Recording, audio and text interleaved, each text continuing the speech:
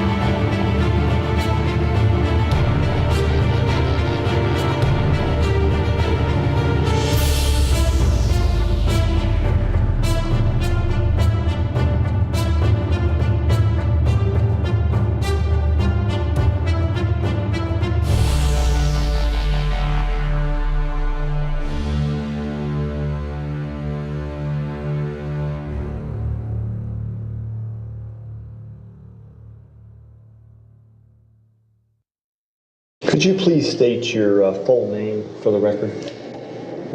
Yes, Tupac Amaru Shakur.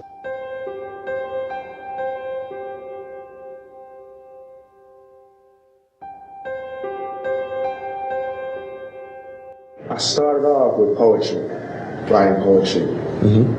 But Like junior high, high school? yes, Okay. junior high school. And poets I saw were like looked on as like wimps. So I did that personally, but then I started turning the poetry into songs. From the moment that I met Tupac, at the age of 17, he was one of the most startling individuals I've ever met. He was, and still is, just one of the most amazing voices. I love Pac instantly. It's how you're raised. We weren't raised barricaded, although the FBI was always lurking around and all of that, but you still went about your business. The kids still played outside. When they came upstairs and ate dinner. The only lock on the door was your police bar in New York and your little lock. But you weren't standing at the window with guns. That's not what his life was. It may have been others, but it wasn't his. He became like my little brother, actually. I work with many different artists, but he's the guy who invites you to your home, who you talk to, late at night. He was just very easy to know for me. I kind of feel like he was that way with many more people, which is why he's so missed, because when people met him, they really got a chance to get a piece of him.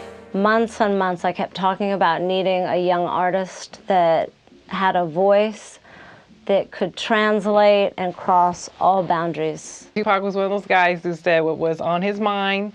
plenty of days and nights. The brother, he kept a smile on us. We kept joking. He was one of them guys that had a personality that he wasn't always serious. You know what I mean? He could be going through the worst things in court and things like that, facing the worst things in his world, but he always kept a smile on his face. He always, he always kept us laughing. It is of my opinion that I was rapping while I was writing poetry. Okay. And so I was into rap, I guess you could say, from junior high when I wrote my first poem. I fought a lot of people around me because Pac, when he was so young, he was already a contradiction in so many ways, externally and internally, and he lived out loud. So nothing surprised me. He was so in your face. Pac really down to earth. He was a good dude. He had good intentions, you know what I mean? It's just that, unfortunately, sometimes in these streets, it can mislead us and have us going the wrong way, you know? A lot of people nowadays like to say Tupac was loyal, but Tupac was really only loyal to Tupac. He was loyal to what he wanted. What my and Pac's friendship and love was about making shit happen. If you could ride with that, he was fine with it. But if it was something that you couldn't ride with, he would move on. Or if you did something he didn't like, or if you didn't give him the attention that he thought he needed at that particular time, he was done with you. He might just be done with you for the night, but he was done with you at least for that night. And then he may reconsider the next morning and you guys would be fine. But that's just how Tupac was. Mm-hmm. And after I heard on the radio that there were other poets who made records and they were selling and it was working, then I decided to change the method of my poetry.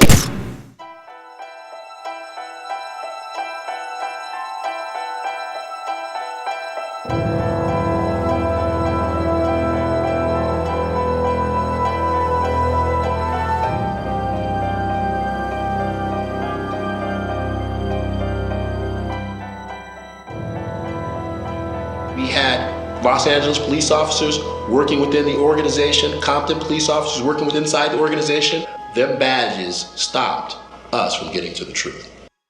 No one is above the law. This is a fundamental principle in our society. And when it is violated, it's the job of the Department of Justice to step in and hold individuals accountable. The 51-year-old deputy chief is now facing federal charges of selling drugs. 3 drugs in particular: oxycodone, heroin, and marijuana. In a 3-year investigation, which San Francisco police officers have been indicted. All the officers were put on administrative assignment, taken off of any street. Certain officers, because of the seriousness of the allegation, were disarmed. And unfortunately, in this particular case, we had to take 3 police officers who were sworn to uphold public safety off the street. From my point of view, I'm battling the Mexican cartels in Chicago. Now I got to worry about this. Now I got to worry about this. Now I got to worry about this. Now I got to worry about this.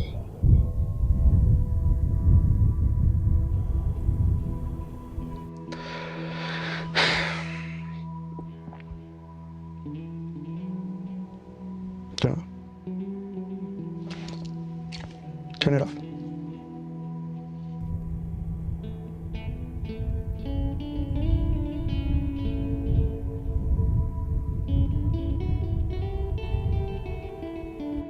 I just enjoyed the fringe benefits that came with a credential. Nightlife, the party life, the rubbing elbows with the powerful in Juarez and Chihuahua.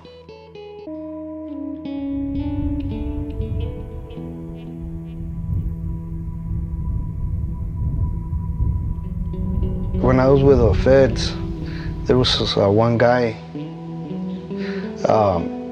This happened after the Pablo Acosta incident.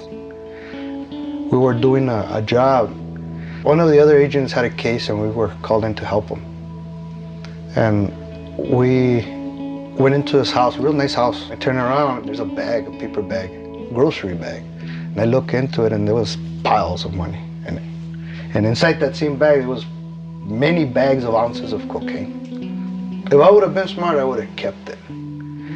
But that wasn't my, that wasn't my thing. It was share alike. So I gave that money to the person in charge of that job. And some other agents were sent racking out, they were taking everything. They were stealing everything. And the person I gave the money to stole the money. He never reported it. So I came back home that night. I get a knock. And I walk out and it was two of the commandant's right hands. The commander found out about the money and they turned around and blamed me for it. I was tortured. The same thing we did to the criminals was done to me. And the one pointing the finger, blaming me, was that same guy that was taking everything from the house. As I was, the first time they tied my hands, my face, giving me water, shocks. When they started beating me up, the commander was accusing me of being a DEA agent working in Mexico. That was the only time I had that problem. This was the commander talking. The first night I went in there, they asked me, where's the money? I gave the money to him. The guy gave the money and said, no, you didn't. And since he was the commander's right hand, he believed him more than me. So they took me into his office. They handcuffed my hands. They tied my legs. They put me on the ground. They shoved a rag up my mouth.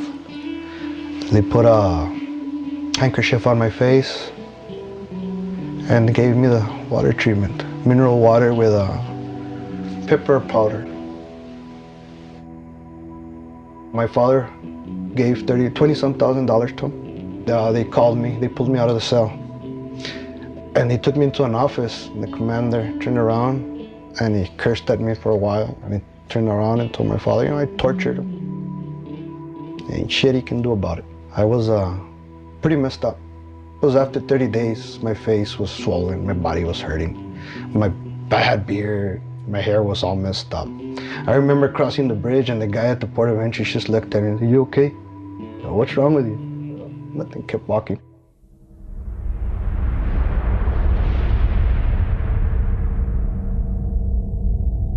In the mid-1980s, the cocaine trade had sort of shifted from Miami, because a lot of law enforcement there, to Los Angeles. As the volume of cocaine cases and frankly the volume of cocaine per case started to grow and grow, the sheriff's departments selected some of their best narcotics officers to be what they called their majors crews to go after the big, significant, large-scale narcotics distributors. The majors units at the LA Sheriff's Department were Majors 1, Majors 2, Majors 3, and Majors 4. Operation Big Spender was an epic announcement to discover and ferret out and punish corruption by elite law enforcement officers. It started because some of these sheriff's deputies who were putting their lives on the line every day, as they would seize money, they at some point came up with the idea of taking a little bit of the money to try to get better equipment to help them do their jobs. Over time, it morphed into maybe people were going to lunch that day from the unit, so they would take some of the money from the kitty, as they called it, and they'd use it for lunch.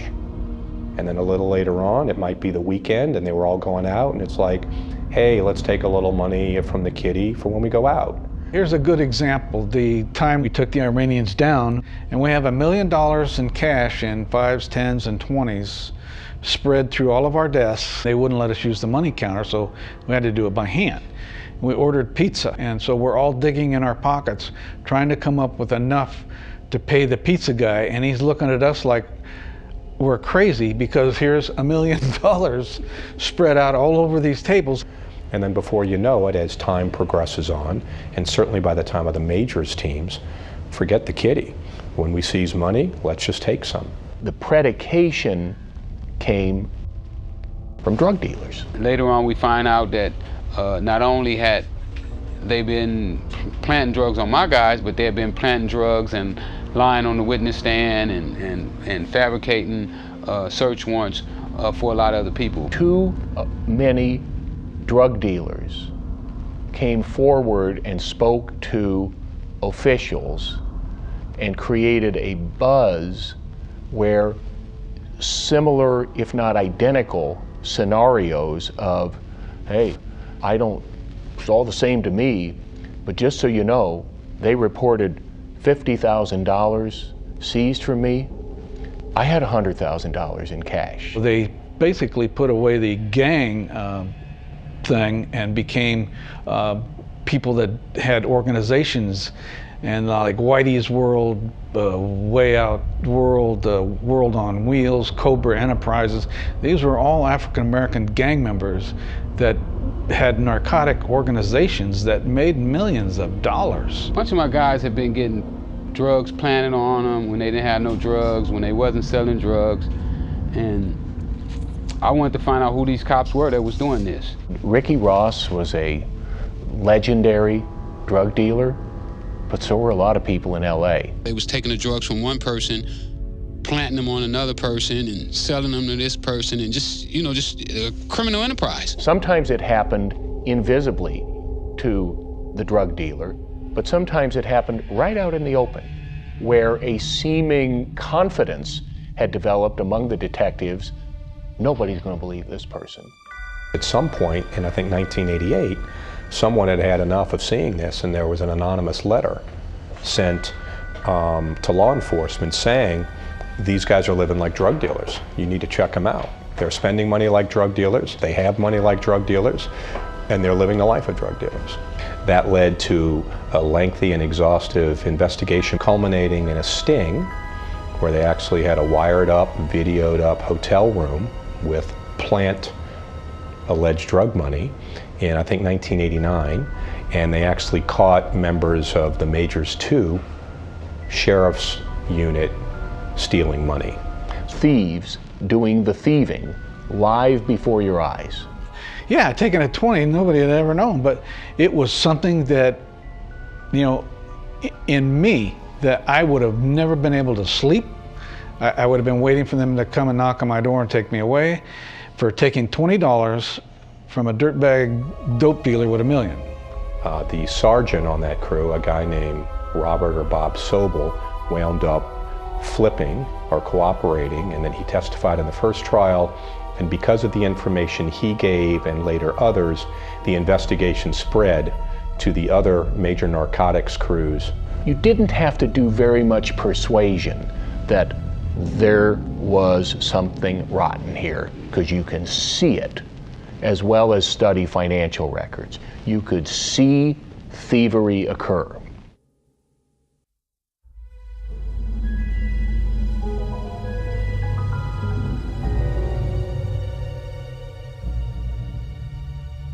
On the one hand, you have Operation Big Spender and the Los Angeles County Sheriffs being prosecuted. And on the other side of the fence, you have the city of Compton. Of course, it's not uncommon. You can take any large city or medium city or a relatively small city like Compton with a population of approximately 100,000, and you're going to be able to identify in its historical record there was corruption.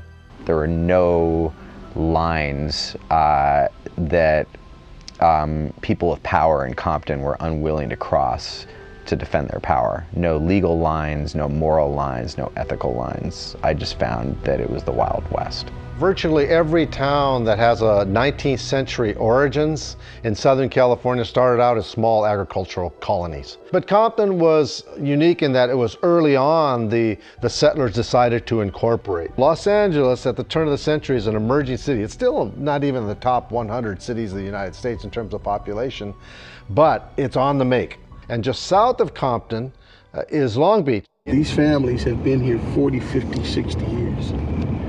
And so everyone knows everyone. You know, if you got caught breaking into somebody's house in the neighborhood, you got a problem. If you stole from somebody in the neighborhood, you got a problem. And if you were from outside of the neighborhood, they're gonna check you out until you leave here.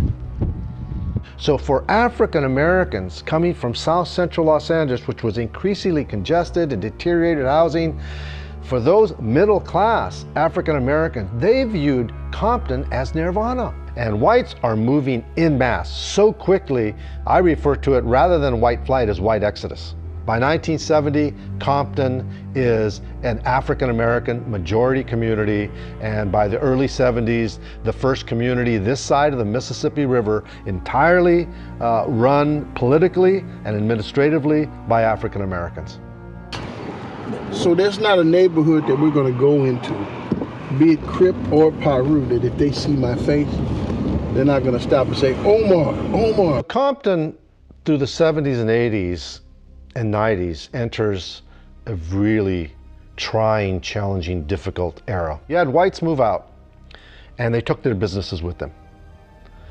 So the tax base, with all of the banks gone, in fact, downtown Compton is bulldozed. As that happens, the infrastructure of the city begins to decline.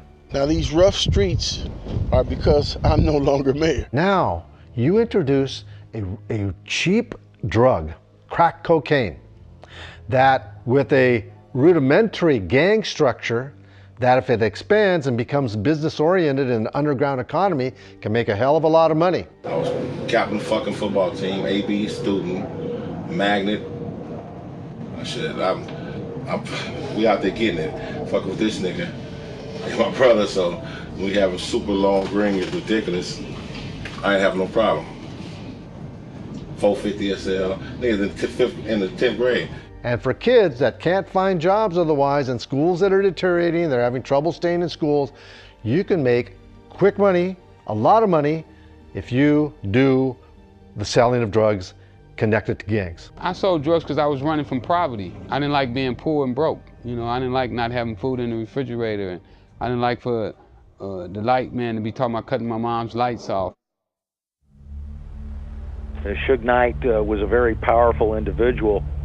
He had connections with the Compton mayor, and he had access to just about the entire Blood gang. Death Row Records. Death Row Records. Death Row. Death Row. Death Row Records. Death Row. Death Row. Death Row Records. This is Michael Harris, a man drug agents describe as a major cocaine trafficker. Yeah, I knew Michael Harris.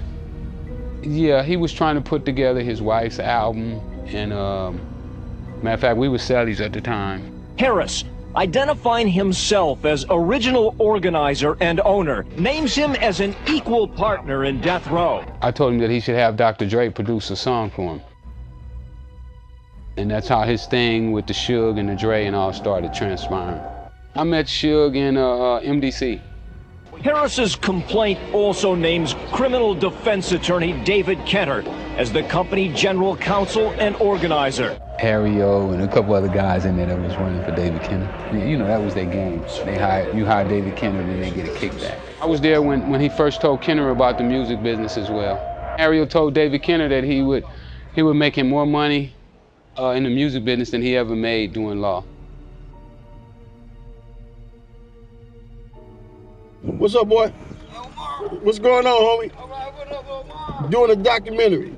Corruption exacerbated things as prominent political figures were identified, often with a federal investigation of corruption on a variety of charges. You had some high-ranking people like U.S. Representative Tucker taking some bribes from a company, I think it was a rubbish company or a reclamation company that was come into Compton and given favored status, and the FBI investigated, and then over a course of time found guilty. Did the city council meet in August? No. And yet our producer found that you were being paid in August. Probably so. Why so? Tradition. I mean, just to be honest, I was really naive. I have worked in politics at a lot of different levels. I have worked in the White House. I've worked on 5 presidential campaigns. I'd been a deputy mayor. I'd been on the State Board of Education. Worked on a number of mayoral campaigns and gubernatorial campaigns. I had never encountered politics like I encountered in Compton. Ben Austin worked in the White House, so he's seen politics of all kinds. They've got to be pretty bad. Our research shows in 2012, the city council members earned $39,000 each for serving on 4 commissions, which met for a total of 26 hours. That shakes out to $1,500 per hour. Compton was just the Wild West, and there were simply no rules. There were no lines that people with power in Compton were unwilling to cross to defend their power. No legal lines, no moral lines, no ethical lines. I just found that it was the Wild West. What commissions are you on? All of them. Do you have a favorite? A favorite? No. Well, what's one of them? I'm just serving on the ones that's on the books. So that's, it was CRA, it was public finance, you caught me by. In nearby Huntington Park, council members make less than $15,000 a year. Ditto over in Maywood, the politicians there make about $6,700 a year. And in affluent Huntington Beach, council members earn about $16,000. And the rules of engagement, the normal rules of engagement, do not apply. Do they do anything? Well, they listen to the audience comments, and then they may comment on that. And then they decide something? It's just, there's nothing to decide. So the people that came into power hired their cousins and their uncles and others into the jobs, especially in the school district, right, which was the largest employer for city residents. But in 1993, the state does something unprecedented. It takes over the Compton School District. The state had never done that before. School board president announced during a debate about this that we just need to accept that all children are not going to succeed. All kids are not going to make it. That's just the opening salvo. That was their basic premise from which they were operating. And everything else flows from there. And the board, sometimes we don't even know what's going on. I mean, the words that were spoken in Compton. I gave you your 5 minutes. There will be no more speaking. And the actions that were taken were, in my mind, in an alternate universe. And like I said, I had come there having worked in the White House and on 5 presidential campaigns. All kids are not going to make it. And I had never seen anything like this. Adult issues are important. So you have, in that period of the late 80s through the late 90s, this mountain of scandals in the school district, in City Hall, in the representatives to Congress from the city. I was at an education conference in San Diego, and I saw across the hall a former superintendent of Compton. He just happened to be there. I remember it was yesterday. He turns to me and he says, "You're a crazy motherfucker." And I said, "Well, what do you mean?" And he said, "Well, when I was superintendent of Compton, the mayor called me one day and said that I needed to sell a parcel of land to a developer friend of his. And he said, you know, that he refused, that he wasn't going to do it." So soon after that, a school caught on fire. And a couple of days, a week later, another school catches on fire. And then it happens again. And so he called the fire chief, or the police chief, I don't remember which. And he said, "When is this going to stop? What's going on here? We got a huge problem." And he said, "The fires will stop when the mayor says the fires will stop." They were essentially doing this eyes wide open. They'd done a report on themselves. They learned that the schools were not performing well because of affirmative decisions they were making and didn't make any changes. And that was, for me, a real poster child for an educational system that is fundamentally designed to serve the needs of adults, not the needs of children. Adult issues are important.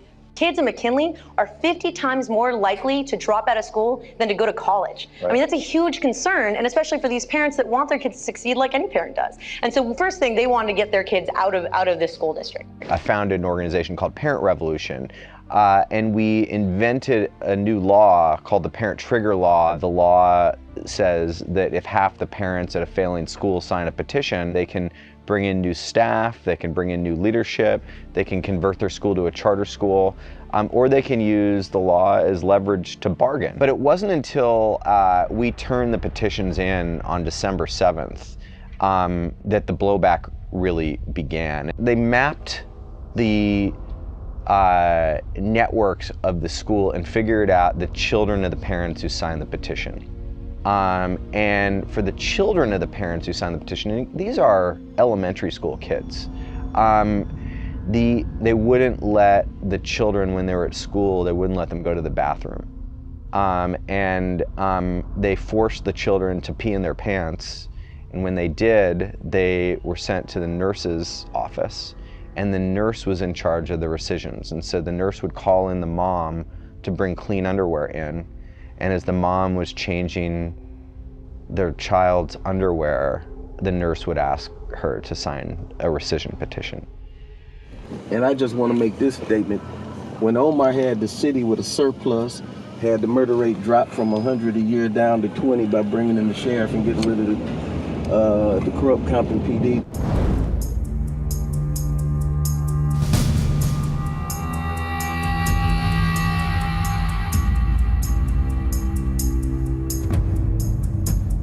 And now we see that the corruption that's passed from the city government and the corruption that's infected the schools is now passing its way down to the Compton Police Department. But you have to ask yourself this question. The entire Compton Police Department was disbanded. What does it take to disband an entire police department?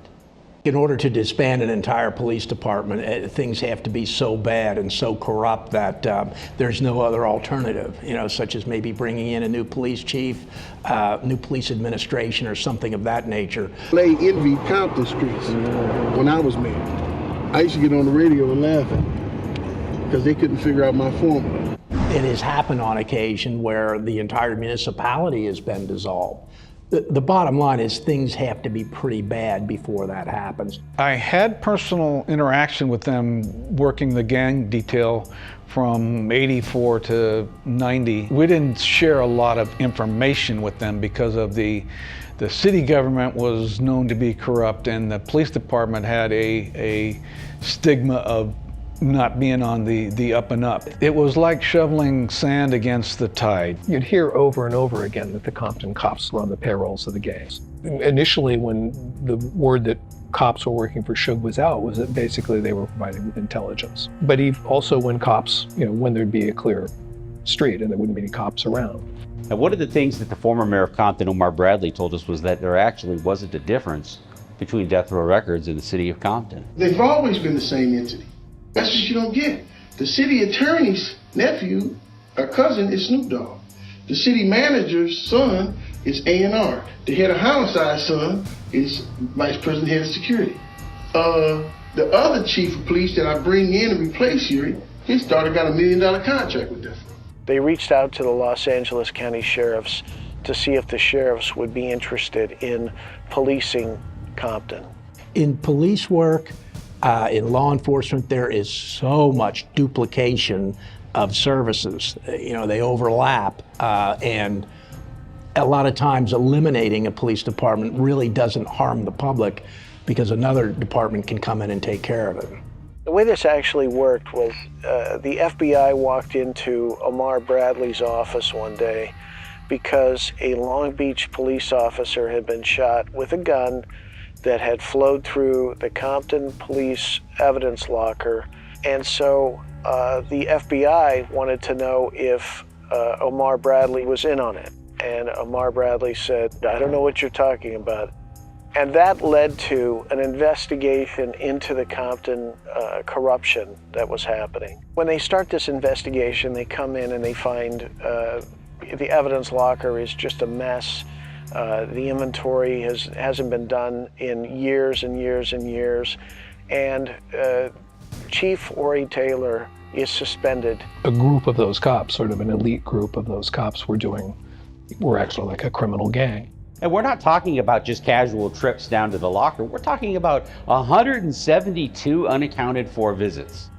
And they ask Ori Taylor if they can start looking into the lockers, and Ori Taylor is pacing back and forth. "Oh, I don't think I have a key, and I don't think the key's around." And he seems like he's nervous and he's upset. And so the investigator pulls out bolt cutters and just cuts off the lock to Ori Taylor's locker. And inside they find 2 kilos of cocaine in the police chief's personal locker. And Ori Taylor all of a sudden decides he doesn't want to be there, and he leaves the police station. And Ori Taylor gestures to his attorney as he's running up the back stairs to follow him up there, and that's the last they see of Ori Taylor.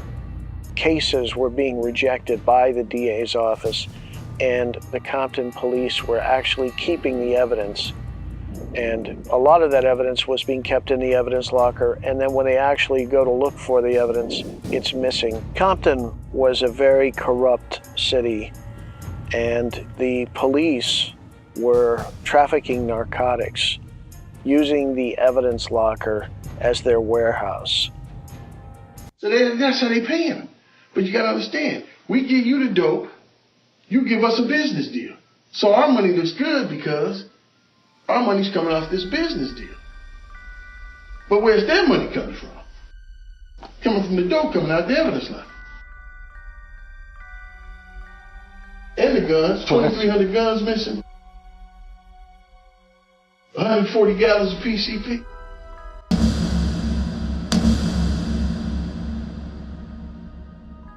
I mean, money laundering is if you take drug money and you go buy a car, you just laundered that money.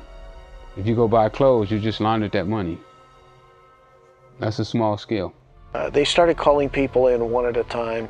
Nobody was taking the rap for what was happening and all the corruption, and they were blaming other people. There was an awful lot of finger pointing. They were also trafficking in stolen guns. And a lot of those guns were going into the evidence locker and then finding their way over to a gun shop in Compton.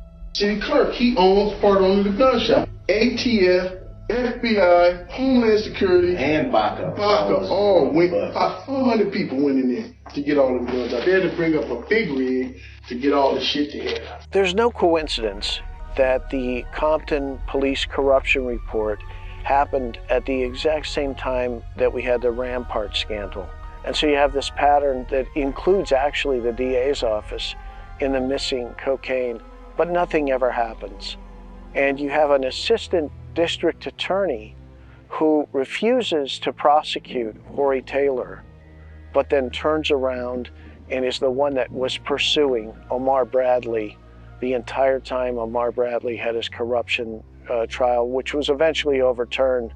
But even after it was overturned, the assistant district attorney kept pursuing Omar Bradley. Within 3 years after Omar Bradley is defeated as mayor and Eric Perrodin takes over, fellow prosecutor Terry Bork presses charges against Omar Bradley for corruption as it applies to credit card charges. Yet when those same credit card charges that are made by Eric Perrodin are presented to Terry Bork with the question as to whether or not that's actually corruption, Terry Bork says that even if he found that those credit card charges were corruption, he would not prosecute Eric Perrodin. Reggie Wright Sr. is in charge of narcotics at the Compton Police Department. And so they bring him in for questioning. And Reggie Wright Sr. Immediately starts talking about how, you know, even though he's the man that's in charge and the responsibility really stops with him, that he doesn't ever make any decisions. And so they really shouldn't be looking at him. They should be looking at the guy under him and the guy over him. Everybody is pointing to other people to blame for the malfeasance that was going on in the department. Now, it looks like the time in the Compton police report that Reggie Wright Sr. was actually in charge of both the narcotics and the gang units was about a year. But prior to that, he had been in charge of the gangs. And who deals the drugs? The gangs. The Compton Police Corruption Report is a 95-page document. So when it was decided that they were going to shut down the Compton Police Department, a lawsuit was filed. One of the things that struck us immediately was that there was a handful of people in the Compton Police Department that were just not satisfied with the Compton Police Department being closed. It was heard before a judge. They tried to do everything they could to block this from being shut down. And the judge heard the case, they had their day in court, and the judge allowed them to shut down the Compton Police Department. Even though Omar Bradley had been successful in shutting down the corrupt Compton Police Department, what do you think was the first priority on Eric Perrodin's agenda? Restarting the Compton PD. The whole notion of I am my brother's keeper doesn't exist over here. This is dog eat dog. So what you have here is a real dilemma for the Compton Police Department because it's sort of like a vice. On the one hand, you have the Operation Big Spender and the sheriffs and everybody that's surrounding the city of Compton being investigated for corruption as it relates to the drug trade. And on the other side of it, you have the Justice Department and the Drug Enforcement Agency coming down on death row records and looking at death row records for money laundering as it relates to drug sales. So where is in the middle? The Compton Police Department. I was approached by the FBI and ATF about a year afterwards while I was working with Death Row Records in regards to racketeering within Death Row Records, and also at that time, the mayor of Compton, Omar Bradley, some other things that occurred within the city. I didn't know that the FBI at that time was following Reggie, Suge, the homeboys, and that's how things started out with the FBI. He really was not that street person. He didn't understand the street's value. At 24, Tupac Shakur was a platinum-selling artist, the movie star, and an inmate at the Dannemora jail in upstate New York. And by the time that Tupac Shakur had gone to prison, he had already shot 2 cops in the city of Atlanta. The charges were dropped against him, but he'd still shot cops. So he was no favorite with law enforcement. That's just plain out period. Don't come to jail. I'm telling you straight up. This ain't the spot. It's dirty, it's filthy, it's like you an animal. And it's just not the spot. No man don't want to be here. No man or woman wants to be here. Pac is now in Dannemora. Everybody is visiting him back and forth. Before the Rikers, after the Rikers, Dannemora, after Dannemora, I mean, I visited him. I took a trip. One day I was like, I gotta go to New York and see Pac. And I think also that Tupac got it in his mind that he needed someone to protect him. Now, that again isn't true, that he needed someone to protect him, because Watani had a group of people, had always put a group of people around him to look out for him. The reason things happened to Tupac is Tupac would step outside of that group. If people put a group of people around you to look out for you, you need to stay inside that group. You don't need to step out and create new alliances with people that you don't know. I got a phone call that Death Row had went to visit Tupac, and that I think he's signing with Suge. The whole kind of Death Row thing is Tupac wanted to go to Death Row. What he told me face to face, as close as we were sitting, is I want to go to Death Row because I want to record with Dre and Snoop. He said to me, you can make the phone call or I'll have someone make the phone call. And I think Watani and I were both there at Dannemora talking to him at the time and told him, you don't need to do that. There's no reason to do that. You're #1 on the charts. Your record's outselling anybody at this particular time. All Death Row is Interscope. You don't need to go to Death Row. Pac worked 24/7. Because I knew he was gonna end it. This was just a means. He had to get out of jail, and he wanted his mom to have a house, and he would do those 3 albums. And after those 3 albums were done, the house is paid for. What is he gonna do? Because he had other ambitions. At the time, Suge wasn't letting anyone work with Dre or Snoop unless they were part of Death Row. In those months, in those last 9 months of his life, he had the kind of desperation that I talked about earlier. The only thing that mattered was to make a difference. Thug life is like the 12th grade. Some people graduate from high school and don't seek to do anything else. His lifestyle on video and on tape and even on song looked like a party.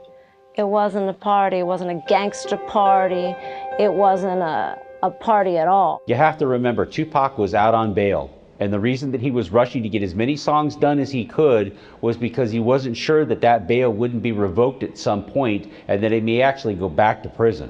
He was not a gangster.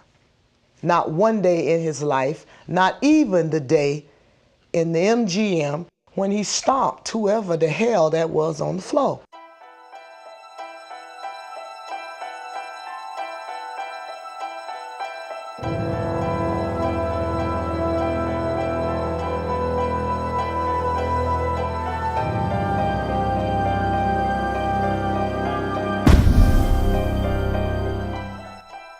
I was in the limo, me and Tupac, Outlaw Immortals. We were driving around in Harlem, and the radio came on with Snoop Dogg saying that he had no beef with New York, which sent Pac into a rage. And at that time, the artist at the height of that whole forefront was Snoop. How the fuck did that feel? 'Cause I am the LBC. I'm the king of Long Beach, nigga. I made it fashionable for niggas to bang the dub. I made it universal, motherfucker. I'm the nigga that took the set around the whole globe. 23-year-old Calvin Brodeth, aka Snoop Doggy Dogg, the man who made gangster rap mainstream, stands accused of murder. Los Angeles police announced that 21-year-old Calvin Broadus, better known as rap star Snoop Doggy Dogg, had turned himself into police on Friday, along with 2 other young black men, all accompanied by an attorney, in connection with the murder on August 25th of a man named Philip Waldemariam, and what police believe was a gang-related shooting. We, the jury in above entitled action, find the defendant, Calvin Broadus, not guilty of the crime of murder in the first degree. Only if David Kennedy just would have had love for me on that level and just did it for me, just not for the paper, but just doing it for the love, because I know that's how he is about me. He's not concerned with the money issue, and you know what I'm saying? And I knew that when he did his closing argument. You know, we beat a murder trial for him, but then he was on probation. Then he got caught with 2 ounces of marijuana. Then he got caught with guns. And each time it's nothing. They're not going to violate him. Because for the street guys know what I'm talking about. There's no puzzle. I mean, if you get a guy that constantly getting in trouble and never going to come to prison, that's because he's an informant. He's a rat, a snitch. You know, it was Suge and his guys and Tupac and myself. And it was Snoop Dogg and Dre and the Dog Pound. That's how it was on the personal side. But, you know, that was Pac, man. You cross him, there's no gray area. It's black and white. You cross him, you do something, you screw up, you are out. Now, since he's not around, everybody claims that they was great friends. Everybody do a show. Some artists knew him, but like Pac and Snoop at the end hated each other. And you could tell that by the simple fact that when Snoop did Dogfather, Pac was not on not one song. And Pac didn't like Dre. That would change the Death Row camp because of the jealousy of Tupac. Because Tupac was all of a sudden now, he's this major star, he getting all the light, he getting all the attention. I didn't feel nothing from nobody at first. I mean, especially Snoop and Pac came up together. You know, Thug Life and Dog Pound, we like came up together. You know, Thug Life, murder was the case, and I Get Around was the same time we would see each other in traffic. Yeah, you know what I mean? Keep it moving. That might have changed over time because that group of people hadn't been around Pac like we had. So they didn't know how Pac is as a celebrity, as a star. To actually deal with him requires more attention, more time, because he's Pac. And here's the irony. Tupac left to go to Death Row Records because he wanted to record with Snoop and with Dre. But when he got there, by the time he was done, he didn't like either of them. Tupac looked at me and said, "Man, is that how my shit gonna sound?" And I'm like, "Nah, man." Because he's ready to kick a hole in the wall. Told the guy, "Nah, man, they kicked us out of Can-Am, 6 o'clock this morning. This is the best that Kevin Lewis could do for us." He picks up the phone. He calls the office. He says Snoop was corny. Take all day doing one song. He says, "I'm paying Nate Dogg child support, Rage. Y'all kick my engineers out the studio so that Rage can continue working on a record that she's been working on for 2 years. That's pretty fucked up. I am paying for this. Why are you guys kicking them out the studio when my record is the #1 record on Billboard?" Stuff like that, you know what I'm saying? So, you know, to me, you know, it was childish on their part, but they can never feel the shoes that Pac feel. I walk into the life that he will. But in the city of New York on September 4th of 1996, there was a big problem, and that had to do with a radio interview that Snoop Dogg did. Because she asked me on the air, "How do you feel about Puffy and Biggie?" And I said what I felt. They're my homeboys, I love them. Pac, of course, had big beef with New York. Pac had a beef with New York because he got attacked in 1994 and there was a shot fired, and unfortunately it was self-inflicted. Snoop was basically saying, "Hey, I don't have a beef with them." That set Tupac off, and we immediately spun the limo around and we went back to the hotel to confront Snoop. We couldn't find him, but we found Mr. Knight, and that's who Tupac confronted about what was going on the radio while we were in New York. I think Mr. Knight had me stay for the safety of Tupac, because I think Mr. Knight, with me not being there, he would have put his hands on him. He was that upset. And Pac's words were, I'm gonna cut out Machiavelli, and when I cut out Machiavelli, I'm the hell up out of here. You got your money, I don't want nothing else to do with Death Row, I'm out. And after the major fallout between Suge and Tupac, suddenly Snoop walks back to the hotel. When I got back to the hotel, it was a whole nother atmosphere, like perpetuating it so it could be drama, which I still love MTV, but when it all go down, don't look at me and Biggie and be like, why is there a big East Coast, West Coast war? So when we got on the plane to go back to LA the next day, Suge didn't let none of my security ride with me. I had to ride on the plane with him, his homies, and Pac. And it was the most uncomfortable ride I ever had in my life. Back, put the blanket on my head, knife in my hand, fork in my hand, and just sleep the rest of the ride. Because I feel like they finna try to do something to me. So I walk down the steps. We meet right here. I'm like, cuz, you going to Vegas? Why was somebody that wasn't going to Vegas anyway asking Tupac, are you going to Vegas? He do me like this. Went his way and he went my way. Apparently the Long Beach Crips had put out a DVD with a bunch of diss songs and some music videos that dissed the Death Row organization and dissed Suge Knight. DVD was all about killing death row people. You feel me? Now the DVD was predominantly Long Beach people in it. You feel me? I'm from Long Beach. My whole time that I was on death row, I lived right here in Long Beach. You always saw Pac and Suge hanging together. You always saw these niggas everywhere together. They was like big brother, little brother and shit. And the thing is, that relationship was dangerous for the powers that be. I remember that. Not the West Coast. I got backlash from Suge Knight, Tupac, and Death Row. And then was our last days hanging out before he got killed. So we ended on a kind of foul note. The tension between Death Row Records and the Long Beach Crips and the Snoop Dogg Dogg Pound camps was palpable, to the point where Snoop Dogg went to the point of making an entire music video that showed total disrespect for Suge Knight. Bully got checked, you know what I'm saying? You know how when you in school and you got a bully, and he's scaring everybody and everybody going the other way. Scared putting their lunch money up, hiding their gold chains. Well, this day at school, the bully got checked. He had to put his gold chain in and try to light a cigar. You know, but the media didn't want to bring it off like that because they were scared that Suge was going to do something to him for telling the truth. Shit go haywire. Were you in Vegas? No, we heard about it because they was trying to get us to go to Vegas. And we was like, Dogg Pound, we was really on our fuck Death Row shit, really. You know what I'm saying? We was already saying fuck Death Row. Okay. You know what I'm saying? Because we know everybody. And now we have opportunity. The people that need to be in Las Vegas are in Las Vegas, and the people who don't want to be seen in Las Vegas have cleared out. Cause I am the LBC. I'm the king of Long Beach, nigga. I made it fashionable for niggas to bang the dub. I made it universal, motherfucker. I'm the nigga that took the set around the whole globe. Yeah, that's me.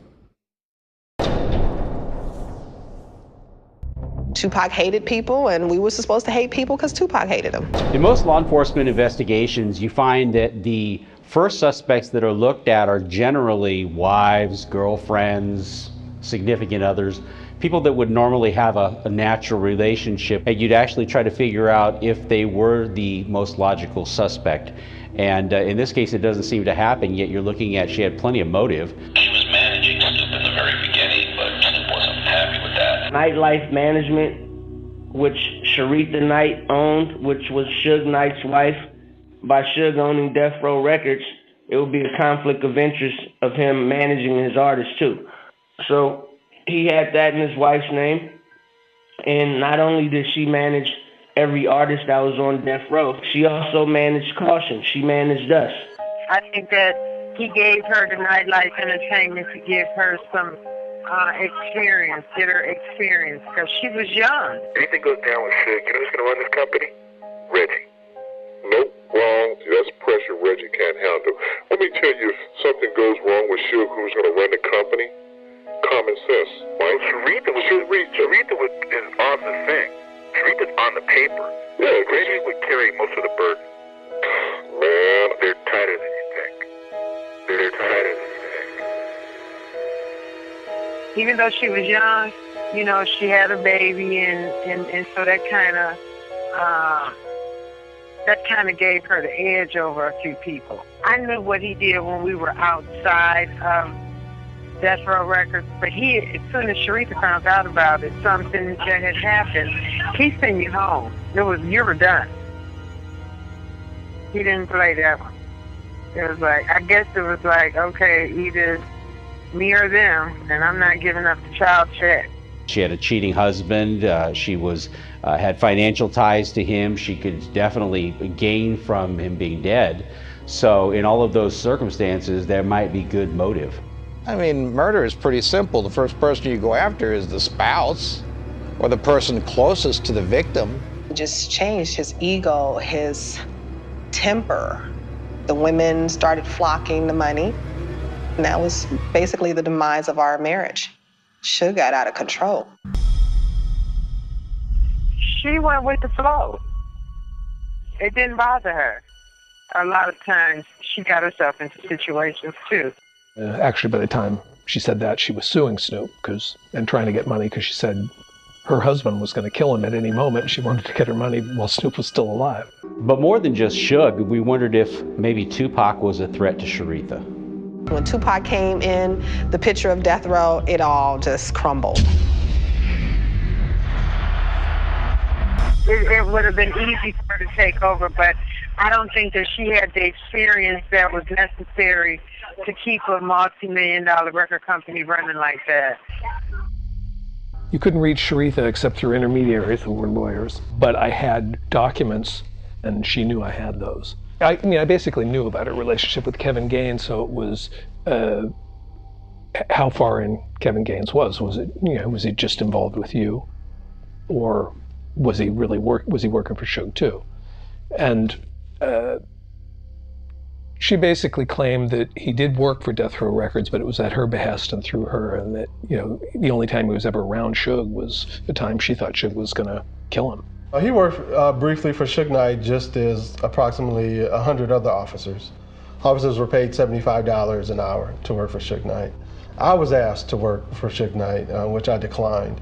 But a lot of officers did, and they weren't all black officers, and they weren't all from LAPD. They took a drive, and Gaines and she both got scared. But according to the stories that roamed the halls of Death Row Records, Kevin Gaines was taken out to the middle of the desert as a warning.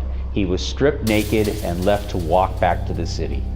Because Suge was being very menacing, and she basically backed him off by saying, this man's a police officer, he's got a gun, you wouldn't dare kill a police officer. According to FBI documents, Kevin Gaines was in Las Vegas from 2 days prior to the shooting of Shakur until 2 days after the death of Shakur.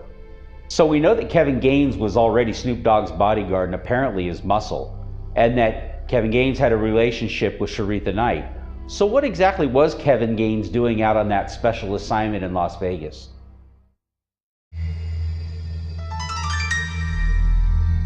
We came across a letter that was we call it the confession letter, that was given to us by Chris Blatchford at Fox News. And this letter was given to him in 1998. By a gentleman who is now in prison. But at the time, he was a confidential informant for Fox News for Chris Blatchford. And it was reliable. It helped him, actually tipped him off to a couple of really big burglaries that had happened. CHP's offices got burglarized, and he helped Fox catch the people that did it. And this letter was alleged to have been written by Danny and Malcolm Patton. And the Patton brothers were Pyru. Yes. And it's a gang in Los Angeles. Yes, it was a gang in Los Angeles, I should say that. That the Blood Gang. And that they had mapped out this entire, not only confession that they were involved with the shootings, but why the shootings happened, what was all involved with it to begin with. And in that letter, not only were the Pattons the ones who were alleged to have written the letter, but they named a rapper by the name of Little Half Dead. You have to be pretty hardcore, know the Dog Pound, and know who the players are, to know who he is. So his name came up, but it was immediately kind of the scoff because nobody ever heard this before. You don't need to look any further than the album cover that Little Half Dead did. In this album cover, he features a picture of a dead Tupac Shakur slumped over a console at Can-Am Studios, along with a picture of what arguably looks like Yafu Fula, the second victim right after the shooting, as a victim as well, being shot in the head. Little Half Dead himself is dressed up as no one other than the Terminator. Dog Pound, we was really on our fuck Death Row shit, really. You know what I'm saying? We was already saying fuck Death Row. And the story goes that they owed Freeway Rick Ross some money. At that time, Fox News was paying a lot of money, and if they thought you could break a story that would get the kind of OJ ratings you solved Tupac and Biggie, that kind of ratings back in 97, 98, well, maybe it was worth giving this to. We've also heard that it was an insurance policy because people were dropping like flies during those days. Sometimes you can give the press a letter and you say, if anything happens to me, you're free to put this out. There are several different points that the letter brings out, and we narrowed it down to 4 basic benchmarks that we could look at to see if there was any legitimacy. The first one was demo stealing. The letter mentions the fact that there was a problem with demo stealing. At the time, there was a problem with demo stealing. There were a lot of people ripping off albums. Yeah, I saw that all the time in the studio. I still see it to this day. When people would come to Death Row to play their tracks for us, if it was a good track after they left, we might just make something that sounded like what we just heard. Now there's a song by Tupac called Toss It Up, which is really started out from No Diggity. One day, all of a sudden, Death Row Security comes through the door and they've got the master tape of No Diggity. As it got handed down the line to different producers, more and more stuff got erased of No Diggity, and then it's just kind of hard to hear that that's in there. The second thing that we looked at in the letter was actually the reference to the fact that there was an altercation between Little Half Dead and Tupac's soldiers. I think Pac was a great man, but his governor was broke. You know, in the car, when you got your governor where you could only go a certain, Pac had to go all the way, every time, all out or nothing. It got to the point where I had a bail bondsman on speed dial, and he knew me, and he knew our money was good. So anytime Tupac or any of the guys got in trouble, and usually it was Tupac, and then Man would have to get bailed out also, that I'd call and get them bailed out right away. This is back in the days where we were using DATs, and I queued up the DAT to the wrong spot, and Pac, he just blasted me in front of the whole crowd. I'm sorry, y'all. That's my stupid brother. That's my stupid brother on the mix. You know, I'm like, whoa, they better come now. Check this out. They fired me, but did it in a roundabout punk snitch way. So I caught them on the streets and beat they behinds. You know what I'm saying? Okay, like, I was a menace to the youth, and it ain't over. I still got more to tell because I read what you said about me. And I'm going like this is a movie. My fist is coming back like this.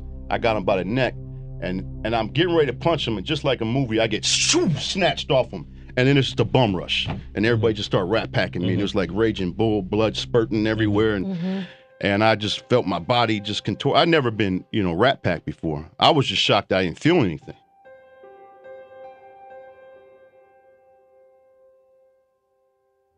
The third thing that the confession letter brings up is actually the fact that there was a bounty placed out on Tupac and Suge Knight. That's not news. There were bounties that were put out allegedly on Death Row Chains. Right. There was allegedly bounties put out on that. Crooked Eye talks about the fact that there was actually a bounty that was put out. If you were a Death Row artist, you were marked for death. Okay. The fourth thing that we looked at, and this was the real jaw dropper, and that was that they mentioned Reggie Wright Jr. and his involvement in the fact that he was going to provide information as to where they were going to be and to provide barricades so that there was actually no way out. Tupac thought he was going to a place where he could have protection, but both Tupac and Suge were in over their heads, and they were both targeted for execution that night.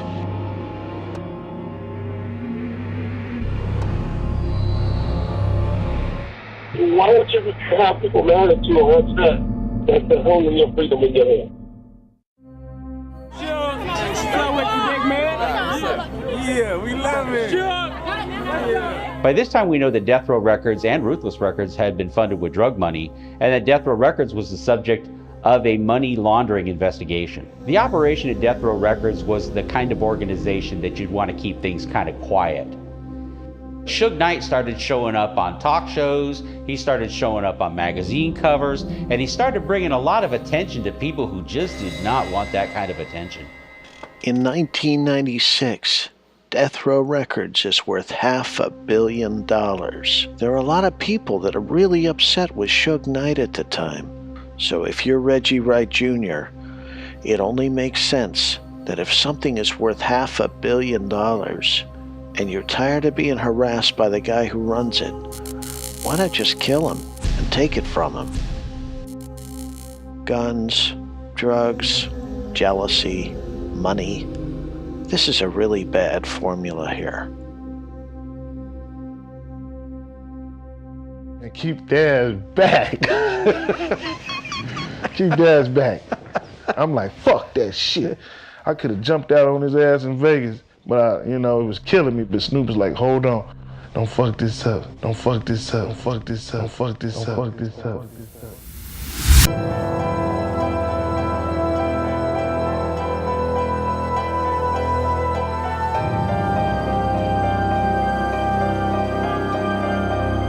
On September the 7th, Reggie Wright asked me to ride with him to the meeting that we were having. It was about 12 noon. And we were going to George Calisa's office in Las Vegas. When we arrived there, there was 23 other security personnel for Right Way Security at this meeting, along with the attorney and Reggie Wright. Which is another thing that's unusual. And one of the main issues and the main points were we were not to carry our weapons.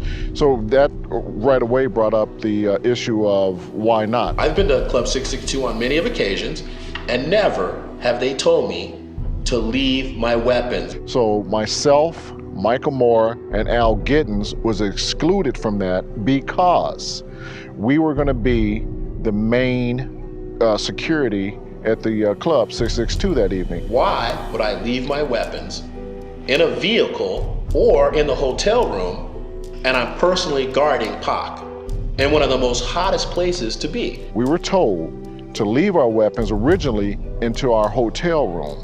Okay, then we said, well, why would we leave them in a hotel room? There was going to be a lot of commotion, there was going to be a lot of people, and what that's going to make it is a bodyguarding incident. So at this point in time, all of the weapons were going to be at Club 662 left in our vehicles.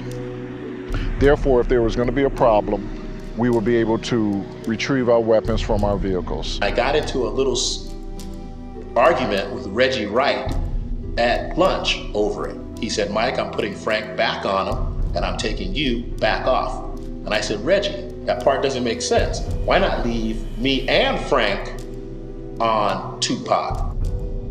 I was Los Angeles County jail booking in a burglary suspect. I went to work that day. At 3 o'clock or 4 o'clock in the afternoon in Las Vegas, at the Luxor, security was all brought together by Reggie Wright on the day that Pac was shot, and we were told not to carry weapons because we were all armed. We were told specifically, do not carry your weapon. And did you find that kind of strange? After the fight at the casino, and everybody thought it was strange. That why were guys told not to carry weapons? Even the cops that were there told not to carry weapons. Everybody was told not to carry weapons. That's what we were told. Now, I, at the meeting, was asked one of the few questions. Why would you tell us not to carry our weapons? This is their #1 artist. I mean, he's as high profile as they get. Mm-hmm. You know, and you're paying for all the security. Mm-hmm. I mean, you got all these guys at the club. Right. Something's wrong. The pieces, this whole situation, it just doesn't fit. I think the reason they removed me from Tupac is because I was one of the few people that wouldn't buy into not carrying your weapon. And during no part of that day did I take my weapon off. And Mr. Wright knew that. So they removed me off Tupac so there wouldn't be a weapon there. I rode with Reggie, and as we were driving, going over to the meeting, he began to tell me about how he was upset at Kevin Hackey because Kevin Hackey didn't come out to Las Vegas, and that Kevin Hackey had my Nextel two-way cell phone radio that should have been given to me when I arrived in Vegas. Normally, Frank and I would both have radios, and Frank could just say, hey, Mike, we're over here.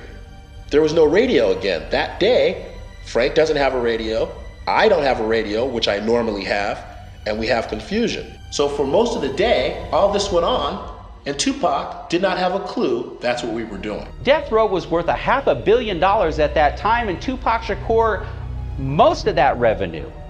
If your go-to excuse as the director of security for Death Row Records is that you can't afford an extra radio and that's why you don't have enough radios to go around, you should be ashamed of yourself. When Reggie did that and I questioned it, Reggie did something that he's never done. He's never stayed at 662. That day, he stayed at the club. Then why would he need me there And why would I be taking off of Tupac?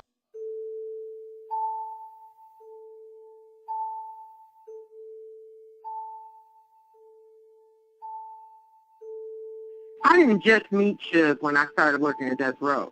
I used to work at Solar Records. He was running around gophering and going buying lunch and picking lunch up and all of that stuff. But they groomed him into Suge Knight. The ladies would see from Suge is this nice side. And the nice side is making sure you didn't want for nothing. You know, Suge, for a while, would send her roses all the time. Too many. Every time when she was here, you opened the door and there was some more flowers, you know, for every occasion and sometimes every week. Initially, he would send her flowers. And when we were still in California, they initially kept the bills paid. See, we thought that was Pac's house. We did not know that was Death Row's house. That was not his house. It was not in his name. From the moment we got there, we thought that was Pac's house he was buying. So he bought everybody a car for Christmas. But the catch on that, on the control side, on the flip side, he never put the car in your name. So if he got mad at you, he took your car back. He died in September, October. We had an estate storage company come and take all of the stuff out of that house. He has a side of him that is the sweetest pie, and then he has a side of him that he literally turns into the devil. Because he's so nice with it, he catches you off guard when he does something. Suge had them to pack everything in Wilshire House and send it down here. She didn't even know it was coming. It looked and it was there. She didn't want it in particularly, but you know, she took it because it was here because she said it wasn't his.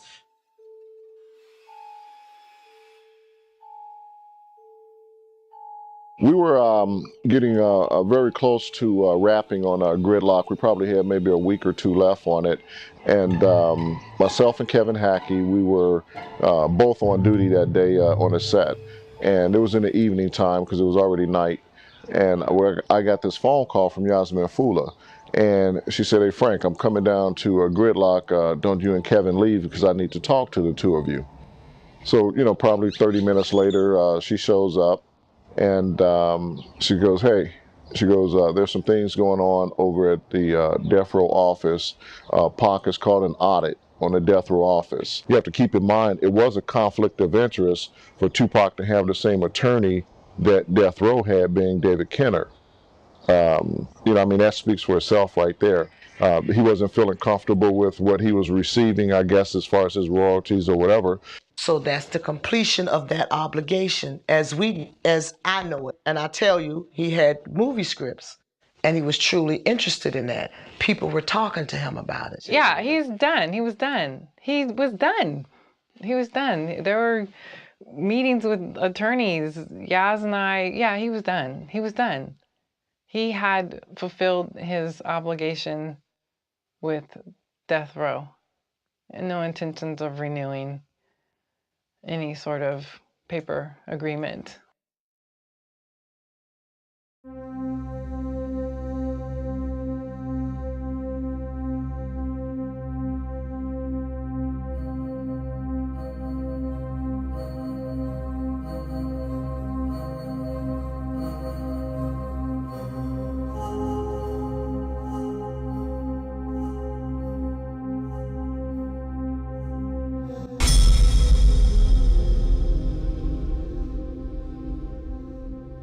You know, David Kenner, or Suge Knight, or anyone like that was upset with Tupac, what do you think would have done? Institutionalized Tupac. Had it been bond revoked for some reason. They would have no reason to kill him or anything like that. They would just have him go back to jail and humble him again.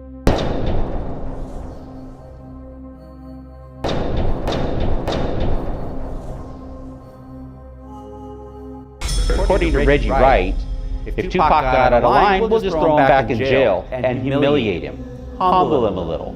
Isn't that what they did to Kevin Gaines? Isn't that what they did to Snoop Dogg? And Sheldon is down on his stomach. And that's it. It's over in the first round. Tyson was Pac's homeboy, and to see Tyson in the ring doing his thing, whooping up on Bruce Seldon, Pac was excited. He was jumping up and he was saying what he was saying. Everybody getting excited about a fight, and that continued from the seats into the back of the area where the boxers come back in at after the fight is over. And he, got back there and he's just going off, man, 50 blows, 50, man, he knocked them out, 50 blows, blah, blah, blah. That was it. That was it. That was the excitement of that fight. That was Pac's excitement behind it. Mike Tyson never came in the back, so we never met up with Mike. We ended up leaving. As we left out of the fight arena area, as we got out into the casino area again, the rest of our entourage was out there waiting on us. As we walked up to greet them, which would have been, all of Death Row entourage, along with Tupac's entourage, one of Suge's guys, his name is Trevon, came over and whispered in Tupac's right ear, because I was standing on Tupac's left. Tupac took off and ran. His governor was broke. I took off behind him. Your kid was about to get overturned. And the rest of the entourage is behind me. Not want to go back to prison.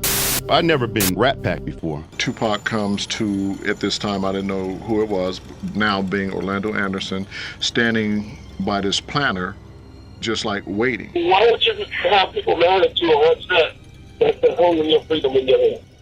It was a setup. Tupac had a 4-year jail still to do. Holding your freedom, holding your freedom, holding your freedom. Pac just ran up on him and then Orlando Anderson swung back. At this time, Pac's medallion broke. When he reached down to grab the medallion, I grabbed him and got him out of the fight. By the time the entourage who was behind me had gotten there, the footage that is from the MGM everyone sees, Orlando Anderson's on the ground and everybody's kicking at him, beating him down or whatever. Because I knew the way through the MGM, because I was in the MGM walking around earlier looking for everyone, I knew how to walk us out of the MGM to the entrance. And I walked us out of the entrance. As the tape shows, I'm in front, Pac and Suge, and everybody is following me now. After the beating, there seems to be a divergence of stories. On one hand, some people say that Orlando Anderson left the MGM to go on and do other things. But witness Corey Edwards actually said that Orlando Anderson stayed at the bar. Corey Edwards was there with friends, as was Orlando Anderson. And if Orlando Anderson was in fact at that bar, according to Corey Edwards, you don't think the Las Vegas Police Department would have checked the closed circuit cameras at the MGM to find out whether that was true? Well, Russell Poole said they did, and Russell Poole said that that was true. After the fight that occurred at the MGM, when we got to the Lexor, the crowd was all outside, all of the groupies and everything. As I walked to the car with them, the first thought in my mind was, my weapon is in my car. My car is on the other side of the Lexor Hotel. I wasn't gonna tell Tupac and tell Suge, wait 1 minute, I have to run over to my car and get my gun. Well, how come you don't have your gun on you? Well, Reggie told us not to. You took a fall because you didn't have your gun. You should have had your gun. Well, you know what, man? See, now we got conflicting stories, man, because I told you that. He didn't tell you when I told y'all, listen, in the car, you carry your gun with you. Exactly. There you go. You said leave them in the car. And it ponders through me all the time. What if I could have done something? Then I would have really been the hero that Suge Knight once thought I was when Snoop's trailer got shot up. I have put myself in this position in my mind many times.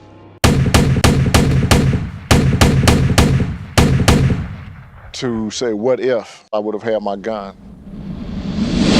While I was working at 662, I heard something over the Nextels that we all carried for security.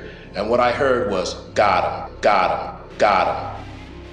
Michael talks about hearing something over the radio. Well, he would have heard it over Reggie's radio because he wouldn't have had a radio that night. Then someone else came on the radio and said, hey, don't say nothing over the radio, which was the Nextels we were using radio to radio. and I just clearly heard somebody say, "Don't say that over the radio." But the person who said it was not Homeboy security, nor was it one of our security guards. It was, to me, it would be like a stranger. And the person that said that was Caucasian, definitely not African American. Oh no, even we were in the cab and we heard, something happened, Tupac, something, it was like, over the radio, oh, those rappers, Tupac, something, people have been shot. And I was like, oh no, I'm like, pull over, I'm like calling Yaz, I'm like, is everything okay? And she called, she says, no, go to the hospital. She told me where the hospital was, we went to the hospital. And I also remember seeing, Suge roll by on the gurney with a little Band-Aid on his head, and I was like, what happened? They missed. They missed. All of the planning that they'd put into the operation, they shot tons of rounds into that car to the point where everybody thought that they were dead. But at the end of the day, they missed. After the shooting occurred on September 7th that evening, I don't understand something that occurred. Trayvon, after we were questioned by the homicide detectives, went back over to Club 662. If he cared so much about Pac, why didn't he go to the hospital? It didn't really seem to register on anybody's radar that it might have been an attempted assassination on Suge Knight. Suge was at the hospital, Pac was at the hospital. How come everyone that supposedly have loved Pac, other than his family, the Outlaws? This is about selling a narrative. They tried to sell a narrative to the Las Vegas police and it didn't work. They tried to sell the same narrative through Chuck Phillips at the Los Angeles Times, and that didn't work. They tried to sell the narrative through the Wallace investigation and the Wallace civil suit through Wayman Anderson. And then they tried the last round to sell it through an ex-LAPD cop and a book called Murder Rap. How come everybody didn't go to the hospital? What happened? I don't understand that. So now we're in damage control mode. Suge Knight got shot at and he lived. Now what the hell are we gonna do? Because you've got somebody asking questions and we don't have an answer. I had Newsweek and Time. I had all of the majors, magazines and newspapers coming to Club 662. They gotta make up a story. They gotta come up with something. Because after the fight, Tupac was going to entertain. You have the attempted assassination of the head of arguably the largest record label at that time. Now, if this were David Geffen or any other big record label executives, there'd be cops falling all over themselves to try to investigate this. But it didn't seem to work that way. So then I went to see Tupac. They wouldn't let me close to Tupac, but they did let me see in there. So that's when Kenner came to me and said, do you have keys to Death Row, to the offices? He said, well, then you get on the next thing smoking. Hey, you need some money? I said, no, I got money. And go back to LA. So Suge Knight goes back to Los Angeles and has a meeting at Death Row Records. Suge called the meeting. All the artists were instructed to come to this meeting, and certain security was invited, and I happened to be one of them. But prior to going into the meeting with Suge and all the artists from Death Row, Reggie met with us out front in his own meeting. But I'm gonna add something to that. We were also instructed to lie by Reggie Wright to Suge. But if I'm Suge Knight and somebody takes a shot at me, regardless of who else is in the car, they're shooting at me. I want to know who shot at me and why. And the reason we were instructed to lie was because Reggie Wright told us not to carry any weapons. What do? They lie. So I have, by me just looking at what Reggie told me, I'm thinking that Mr. Knight was unaware. More importantly, I want to know how far down this rabbit hole goes. The meeting was basically about what happened, and the artists were drilling security about what methods we had used and what was some of our tactics. And we know from looking at the statement that Suge Knight gave to the Las Vegas Police Department that he fully expected that Frank Alexander and every other bodyguard there was to carry their weapons. So whatever the case might have been, Suge Knight didn't get the message. I looked around And no one said it. No one was speaking up for security. So I'm Suge Knight, and I'm asking myself, who the hell is shooting at me and why? And who's the first person I'm going to ask? My head of security, Reggie Wright Jr. And it looked like Reggie wasn't going to say that information to them.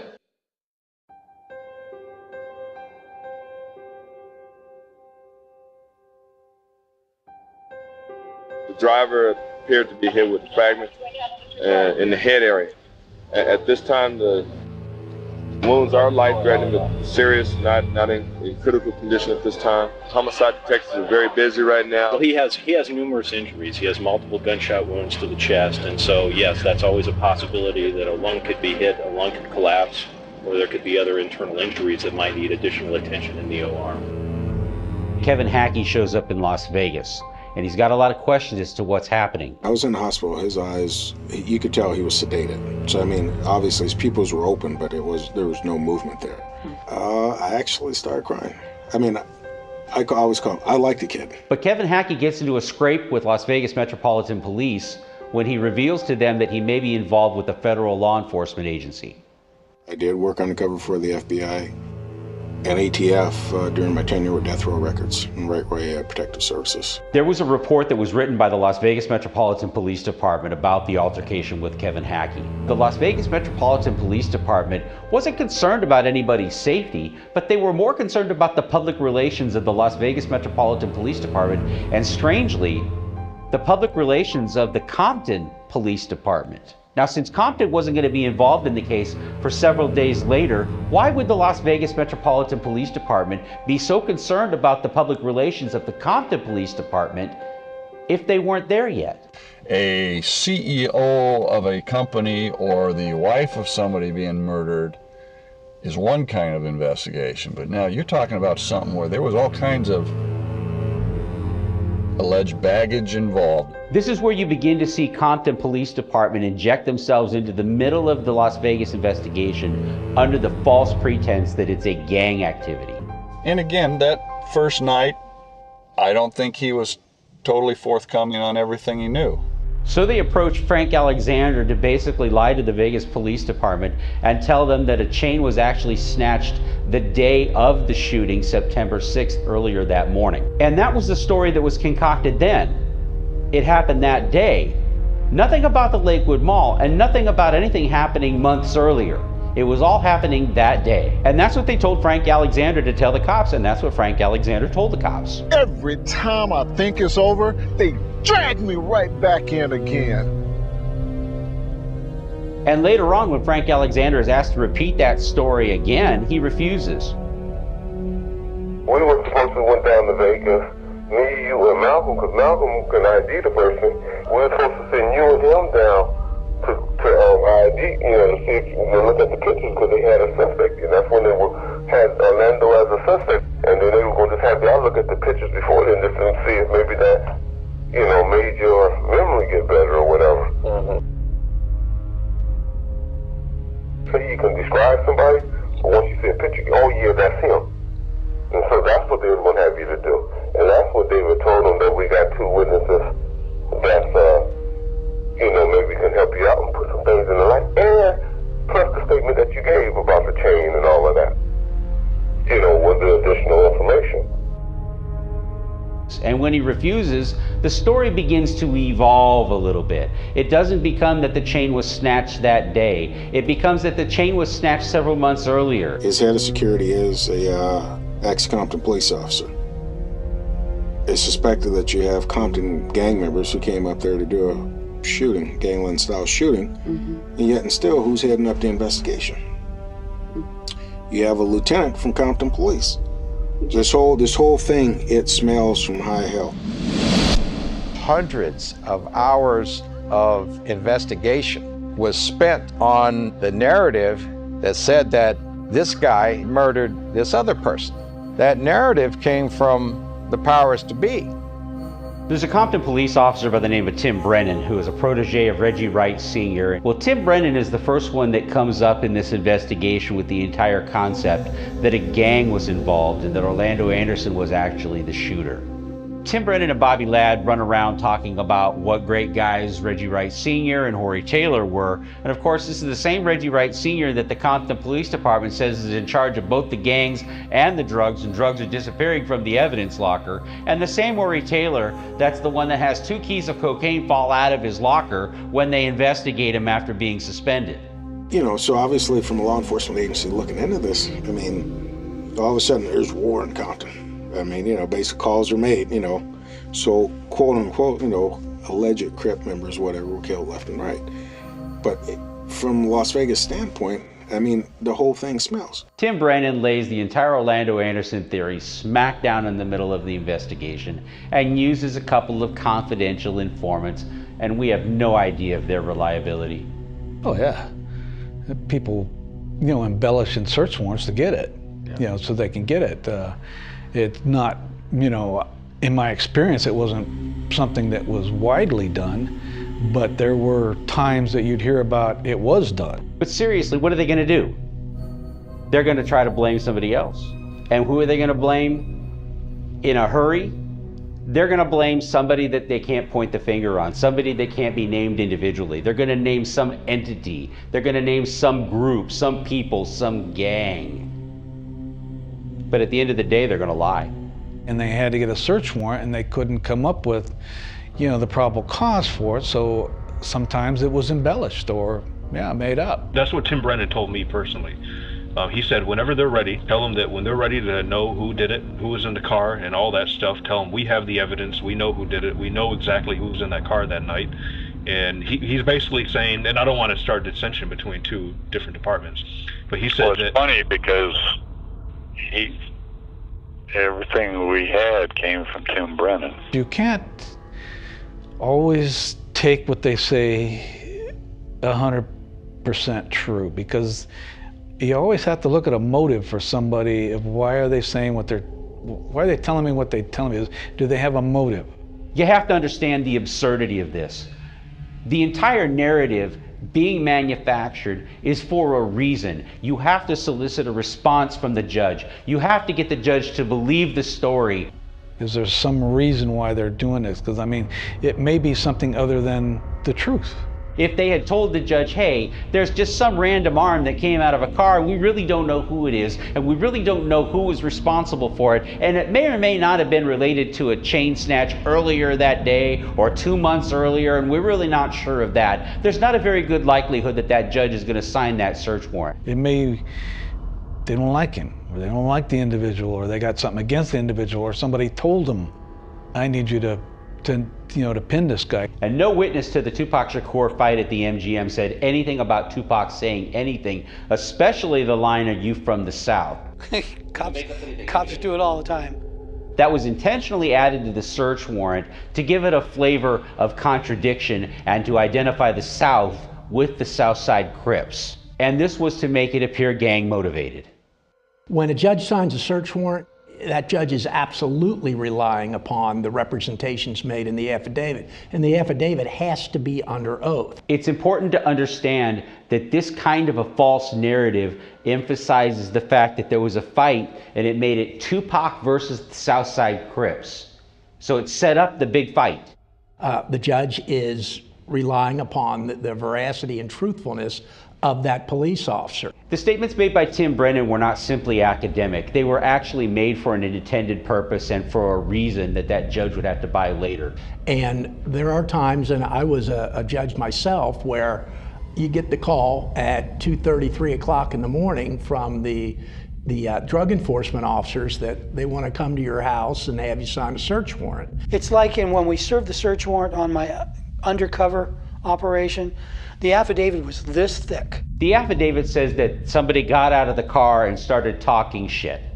Well, that didn't happen. No witness ever said that that happened. And if you really go back to think about the amount of work that would have involved, it asks a whole lot more questions. And you got to make darn sure as a judge that you're attentive, you're attuned to what they're doing, and you have some clarity. Well, if all your facts are based upon the opinion or assumptions of other individuals and you have no confirmation of that by other witnesses, then you're going to go back and you're going to put your affidavit together and you say, I am swearing to these truths that were given to me. And these truths may not be truths. They're only opinions and assumptions. For example, if someone got out of the passenger side of a stopped car and walked all the way around the front of that car or around the back of that car, talking shit and holding a gun, that the bodyguards would have reacted to that. But it didn't happen. So the detective that is getting the information must be able to confirm or to have other evidentiary value to verify them as truths. In my era, if I was caught lying, it would have been the end of my career. I would have been fired. Right. They wouldn't have whitewashed, they would have fired me. Each one of the statements made in Tim Brennan's affidavit that were incorrect were not made accidentally. They were made intentionally. And the reason that they were made intentionally was to alter the meaning of the search warrant. They altered the statement. It wasn't, "Are you from the South?" Tupac said nothing like that. But if you alter it and you say, "Are you from the South?" that's not just a simple mistake. That makes it personal, it makes it argumentative, and it makes it actionable. They can't use you anymore because you've already lied on the record, and therefore you have no credibility anymore, so therefore they can't use you. And it got to the point where Compton had to do something. It began before dawn. The crime sweep involved 300 officers, 10 agencies, including the FBI, at more than 37 locations in the Compton, Linwood, and Long Beach areas. Based on the affidavit and the search warrant of Tim Brennan, they go ahead and they do this big gang sweep. Of course, during the affidavit, I chased him into a house and we recovered some guns out of that house. Looking all over Compton for Orlando Anderson. But who finds him? Tim Brennan. So they haul Orlando Anderson in. Vegas police ask him a bunch of questions. And what do the Vegas police do? They walk away. I just don't see the interest. And Tim Brennan and the Compton PD can't figure out what the heck's going on. We're giving it to you on a silver platter, and you're just not buying. I've heard Manning before say that, well, we treat it like every other case, and he doesn't get any special treatment because he is a celebrity, but, you know, I don't know if I buy all that. There was an arrest made for the murder of Tupac Shakur. It was done by Tim Brennan to Orlando Anderson. You know, I know the people they need to talk to solve it. So suddenly the rhetoric starts. Now Las Vegas is incompetent, Brent Becker's incompetent, Kevin Manning's incompetent, everybody's incompetent. The bullshit that everybody said that we didn't do anything, that's so out in left field, they're ridiculous. You know, and that's that. I had some problems between Las Vegas and me because they don't, you know, like what I've said. Right. But, you know, I speak the truth. In the Tim Brennan search warrant, there's mention of several gang members involved, and one of those gang members involved is a gang member by the name of Danny Patton, who also goes by the nickname of White Boy. During the service and the execution of this search warrant, many houses and residences that were involved with these gang members were searched, with the notable exception of one, and that was Danny Patton, aka White Boy. It reminds me of the old statement, don't ask a question you don't already know the answer to. There are a lot of things that no one else knows about. The Vegas Police Department knew exactly what was going on. It stunk to high heaven and they didn't want any part of it. On the way out, Orlando Anderson says to Brent Becker, "Are you going to arrest me?" Brent Becker says, "Arrest you for what?" Do I think we know who did it? Yeah. And the further and harder that Compton pushed the matter, the further the Vegas police backed away and the further that they didn't want anything to do with it. Right off the bat, we're wanting to talk to the guy that's in the car with Tupac Shakur, Suge Knight. And we're working right away with that. And in fact, the night of the shooting, we tried to talk to him, but were refused access to him by members of death row, attorneys. And in fact, it took 3 days to get to talk to Suge Knight. And here's where David Kenner comes into play. David Kenner was a former prosecutor that suddenly, for whatever reason, decided he wanted to start defending criminals, and he became a defense attorney. He was a very good defense attorney. And we kept getting the runaround, yeah, we'll get you in touch with him. Yes, we'll do this, yes, we'll do that. Who was giving you the runaround? David Kenner's office. It was actually an umbrella that covered a lot of the legal shenanigans that were going on at Death Row Records. But understand that any shit can change tomorrow. Compton PD had one more shot at trying to ruin Suge Knight, and that happened in the courtroom. they was able to pull they scheme and their ideas off by me being in prison. He had so many people shook on these streets that, yo, motherfuckers can't wait till he's just gone for good, so they could fully breathe a sigh of relief. Because there's two things that I always say, being from the ghetto, either they're gonna take the money from you, which you'll be OJ, and if they can't take the money from you, they take you from the money. It's y'all motherfuckers that's scared of him. The only way they take you from the money is by you dying, deaf, or in prison. Yo, motherfuckers can't wait till he's just gone for good, so they could fully breathe a sigh of relief. I mean, I feel like they're not gonna rest until Suge Knight is dead or in jail. Tupac Shakur and Suge Knight were kicking Orlando. I seen him standing right there helping. He was about the only one. He made the comment that Tupac and Knight beat him up pretty good. And with that, Suge Knight is sentenced to 9 years in prison.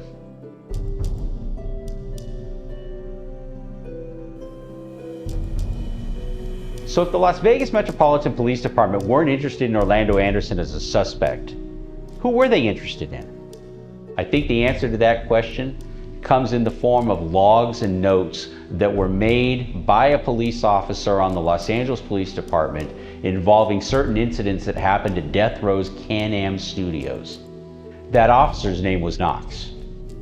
You're right that Knox is probably the most underrepresented character in this story because he was the very first guy to get on the fact that there were all these cops working for Death Row Records.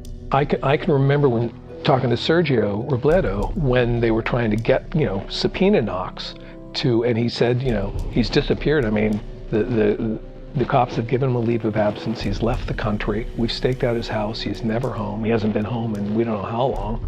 I mean, we cannot get him the guy we most want, and we cannot locate him. He sort of stumbled into it. He was the senior lead officer, which is, it's an elite position, and there's just one at every LAPD station. He was responding to citizen complaints about activity at Death Row's studios. People were upset that these gangbangers were parking in their driveways, and if they questioned them, then they were being threatened with guns and that kind of thing. So he decided he should visit the studio, and the first day he arrives, he's back and forth with this guy who turns out to be Ramsey Lewis's son and turns into one of the best informants about what was going on at Death Row Records. What Kendrick Knox observed may have actually driven Las Vegas in the direction of their investigation. And the guy says, well, one of the people who sits here is one of your own guys. What? And so he follows that up. That's Macaulay. But he's finding out that there are a number of other LAPD officers working for Death Row Records, and that there are higher-ups that already know it.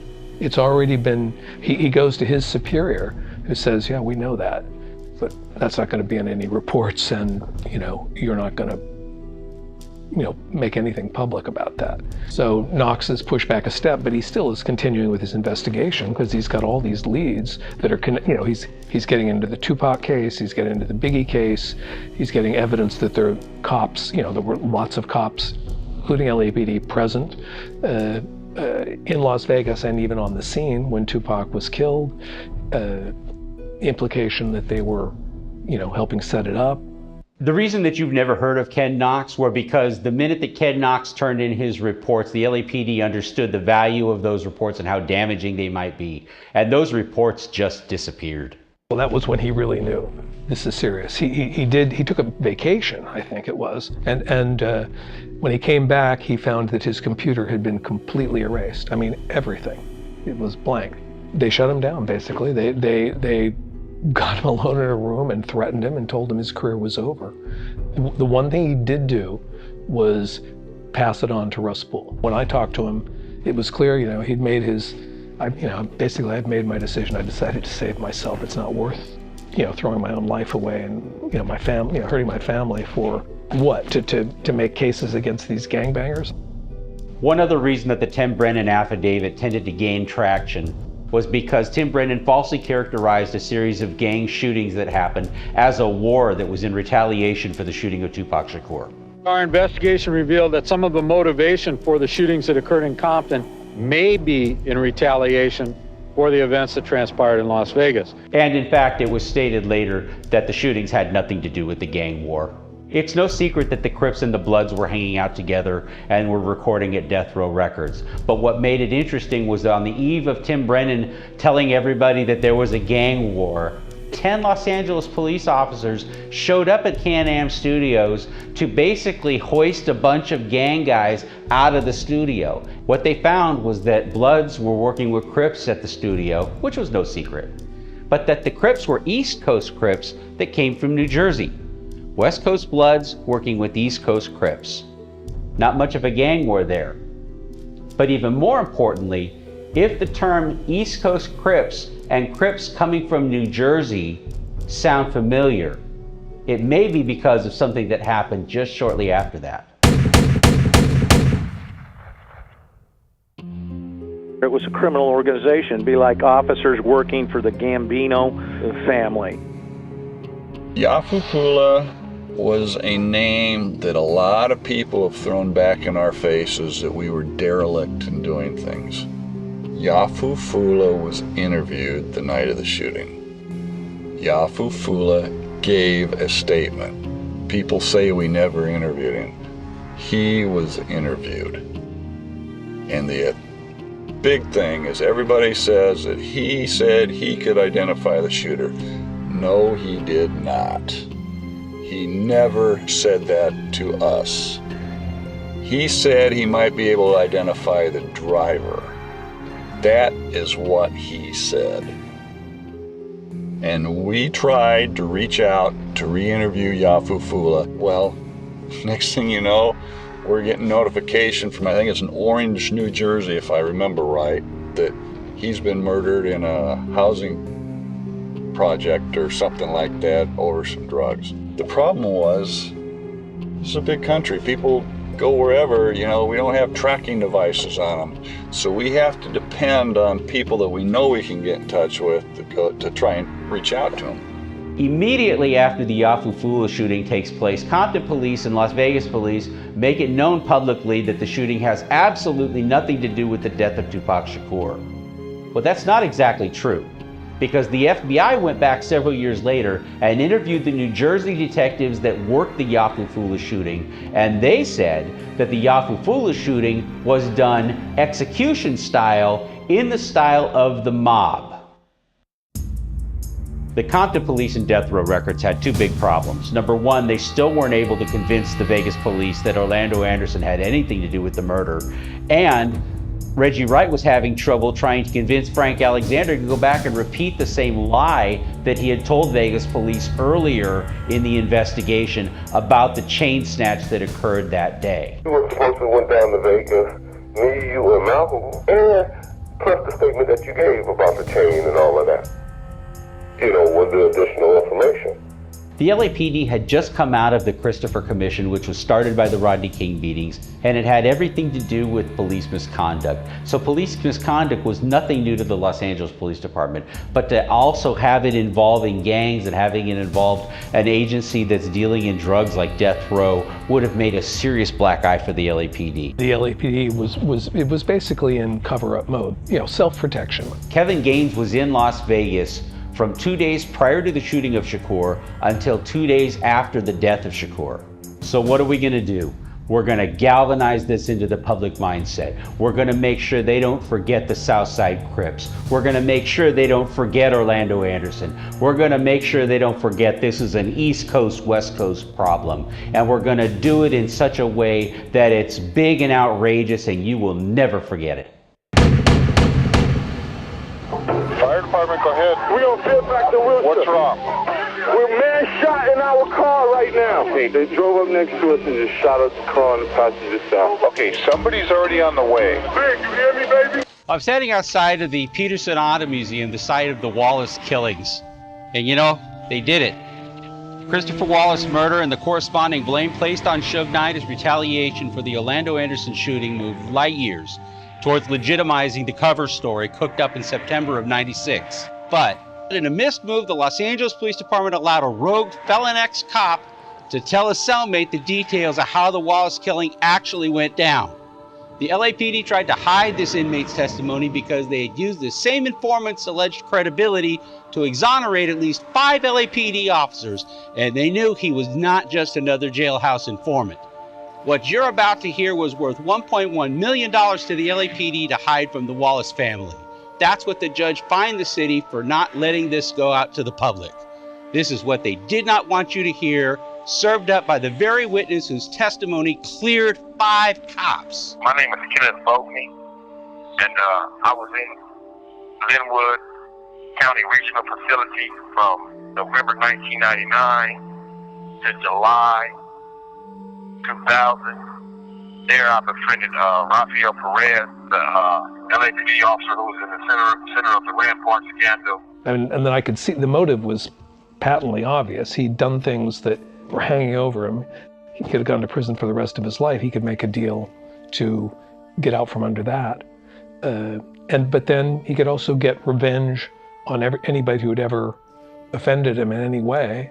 Rafael Perez never mentioned Suge Knight in name. He just said Dave Kenner and Reggie Wright told him and Mac they would find the guy to get them. So it was the $1 million for Puffy and Notorious B.I.G.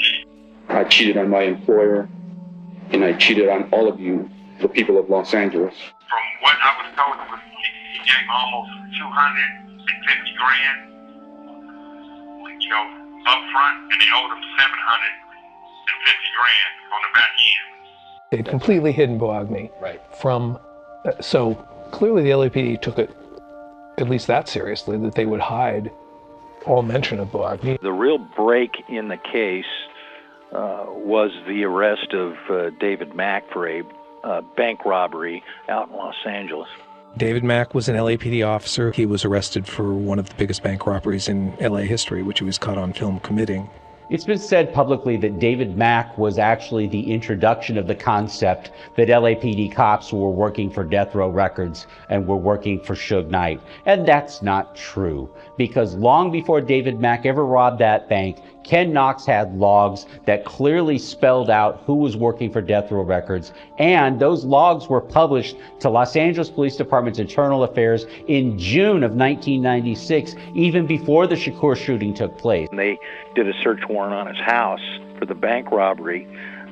He owned a black SS Impala, and that's the same vehicle that was used in the killing of Biggie Smalls. There's a number of clues that connect David Mack possibly to the killing. Perez was just along for the ride at the time, going to Death Row meetings when Reggie White, he was pretty much Mack's sidekick at this time. They went and got Amir to get the job done. And Mack had already knew Amir from being from the Nation of Islam, and they went to school together. He was already an assassin for the Nation of Islam. So Amir Muhammad comes into the story. Russ Poole sees that he's had one visitor. He identifies who this person is, but he basically was trying to cover up who he was. Well, that's suspicious, obviously. And then he looks at the driver's license and sees that the picture looks a lot like the composite drawing that was made of Biggie's shooter. LA Police Detective Greg Kading came out and said that the reason that Amir Muhammad put a fake Social Security number on the inmate visitor application when he went to visit David Mack was because he did not want his identity stolen. His explanation was that he was aware that inmates and other people would be able to view or access that log, and he didn't want his identity stolen. This hardly sounds like a professional killer. And he bought that as a culpable explanation. Well, the fact of the matter is, if you're putting your true date of birth and your true address and your true name on the application, you have more chances of identity theft than just a Social Security number. If you're really that concerned about your identity being stolen, you should use a fake date of birth. You should use a fake address. But he didn't. He used true information, and the only thing that he embellished was his Social Security number, and you'd ask your question, why? Well, it's really simple. The Social Security number is the only thing that's not with you when you get your ID checked. Amir Muhammad in Orange County, under yet another one of his assumed identities. This time he changed himself physically. He had a shaved head now. Didn't look like the Muslim with the fade haircut anymore. He had a shaved head and a beard. But anyway, he had been arrested for menacing a couple. He was in an SUV, menacing a couple in an SUV with a gun. He pulled out a gun. They pulled up alongside, pointed the gun at him, threatened them. The woman was somebody he'd been involved with, so it wasn't like this wasn't a hit per se. But they called the cops. They pulled him over. He had fake driver's license. He had many aliases. His real name was Harry Billups. He never really, I don't think, legally changed it. I think he still is legally Harry Billups, but he called himself Harry Muhammad, Amir Muhammad. He was convicted in that case, but he was convicted on, I think that was a misdemeanor. Initially it was a felony. They pleaded it down, but a lot of the reason that he got off was that the couple, who were the only witnesses, a week later were found shot to death. It was ruled by the coroner a murder-suicide. The whole thing seemed dubious to me. This happened well after I wrote Labyrinth, and I found out about this, so I didn't follow it all the way. Somebody should. I told you that this cat was coming to kill us or try to get at us that night. I told you I had intel. The night the notorious VIG was killed, LAPD officer James supposed to cut off both cars, where Biggie was in the car and Sean P. Diddy was in the car. James was supposed to cut both of them guys off. I told our driver, Kenny, run this next 3 lights. Run the light, Kenny. Kenny ran the light, Big stopped at the light. Big get killed. Wasn't meant for him, bruh. The whole job didn't get done. One of the guys got away, of course, Sean Combs got away. He also told me later on that he found out that James was working with Internal Affairs. He couldn't tell Internal Affairs about that, but he was informing them on a lot of other stuff. So what exactly was Kevin Gaines doing out on that special assignment in Las Vegas? Red said that was the reason he was killed. No, it wasn't an accident. He goes, do you have any regrets? I says, yeah. And he leans forward again. He goes, you regret shooting him? I says, no, I regret that he was alone in the truck at the time. Figure that one out. Did you hear that? Alone in the truck at the time. I could have killed a whole truckload of them. And would have been happily doing so. Derwin and his buddy Kevin Gaines were best friends and running partners. That's how Gaines knew who I was, basically. Henderson was a probationer of mine. And I'd seen them one night in Hollywood. And remember, I had long hair driving a fucking Buick Regal. And I'd seen Henderson in traffic, and we stopped nose-faced. I was going south, he was going north. He had another male black in the car with him, but I didn't pay attention to that guy. I was talking to Derwin. We were partners, and we were saying hi to him and talking to him. Turns out Gaines was with him. They were running partners. That's how Gaines knew me. Reggie Wright and Dave Kenner informed Mac and Perez that they weren't going to pay for the whole contract, and therefore they had to do the bank robbery to get the money to pay Amir, because Amir was real upset about it. He wasn't taking no for an answer. He wanted his money, and the only recourse was for Dave Mack and Rafael Perez, along with Sammy Martin, to do this bank robbery and get the money to pay Amir, which is the reason why the money wasn't recovered. Have you had any conversations with Perez at all, either over the phone or in person? No. No conversations about what's going on? No. How about with Sammy Martin? Have you had discussions with Sam Martin over the phone or? No.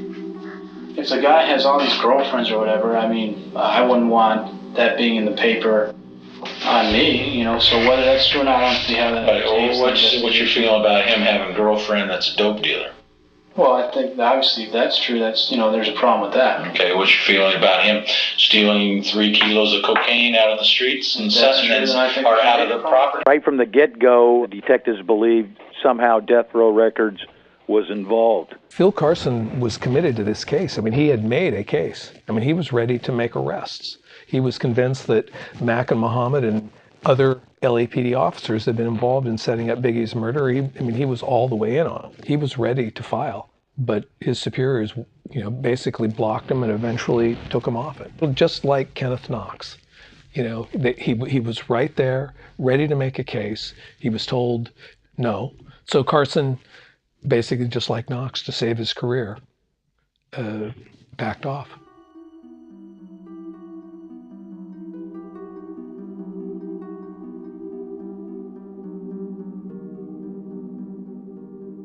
The first and most significant informant in this case, long before Poole or anybody had heard of Amir Mohammed, Mike Robinson, he worked for the sheriffs mostly, and the sheriffs actually handed him over to Poole and Miller.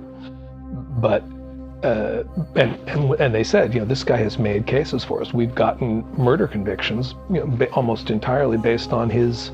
At least we wouldn't have gotten them without him. He said right away that he knew the killer was somebody named Amir or Ashmir or something like that.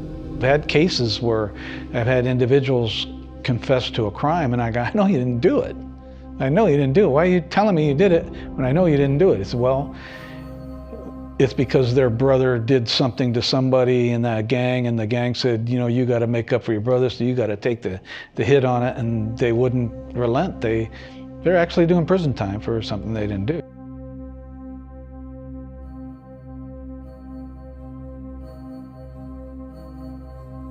Time and time again, you have people who have information, they're put in a situation that's manufactured to make them look like nuts. Now suddenly they're not credible on the other side. They're not nutty about other things. Board of Inquiries, they're not nutty about Iranians bringing in 60 kilos of cocaine. They're not nuts about any of these other things that are going on. They're cops in some cases. So I met Wayman, and I started to talk with Wayman and meet with Wayman, me and my partner, I never alone. And I can tell you is that he never ever gave me any bad information, me or my partner. One of the guys that was from Morella's law firm, they had my case up in Ocean City. They told me if I did not do what they were asking me to do, they had power to switch my case into another courtroom, which they did. I have it to prove it to you. Right after the deposition, the guy who did the deposition from Morella's law firm, I think that's how you pronounce the law firm. Yeah, Morella. Whatever they call it. Morella, yeah. They sent the deposition within 4 days to Chuck Phillips.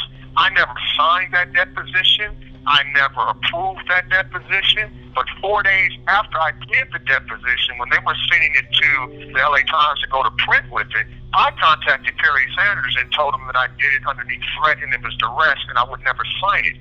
They were sending me information, trying to put words in my mouth about other articles, and they wanted me to go along with it, saying Perry Sanders offered me money.